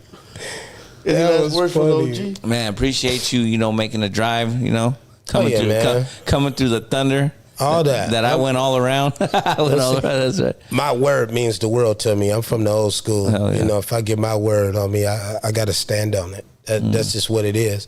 You know, if it had started snowing, I'd have went and got some chains. I was coming. Yeah, hell yeah. Straight out. Yeah, we appreciate you, man. And let's make a second round, man. Can't wait to see what you got in store. I know it's going to be dope. Yeah, y'all gonna get an invite. Yeah. Hell yeah. Oh, yeah. Yeah, we definitely. Blue's going to go. He's about to make his run in the next 17 years. Yeah, facts. Yeah. 13. But yeah, salute to everybody. Make sure you guys hit that like button on the way out. Go follow the homie on all his platforms. Go ahead and give him all your platforms. Man, hit me up, OG Suicide. Make sure you spell suicide with a C. And subscribe to the YouTube channel, the podcast. My podcast is on the way back, man. Therapy is its best. And that's OG Suicide in the building, suicide with a C. I love y'all. Thank you, everyone that tuned in. Thank you, everyone that called. Even the prank calls. I love y'all too, man. I ain't even wearing a hat, and my hat's off to y'all. So instead of me having a hat, I'm going to take these headphones off to y'all. Peace. Salute to everybody. And with that being said, we out. Let's go. You got to be grateful. You need haters. What is you complaining about? What do you think a hater's job is? To hate. So let them do their goddamn job. What the is you complaining about? F16 killer track with the mix. Yeah, they can hate on me. Got a reason why I always keep the flame on me. And I'ma do it till I'm done, ain't no brakes on me. Break me down, hell no, that's what you ain't gon' see. Blue devil on my shoulder, he just spitting the facts. So be careful how you moving, ain't no running it back. Southside, hate the world where the real ones at. Them 200 boys reppin', logging in from the track.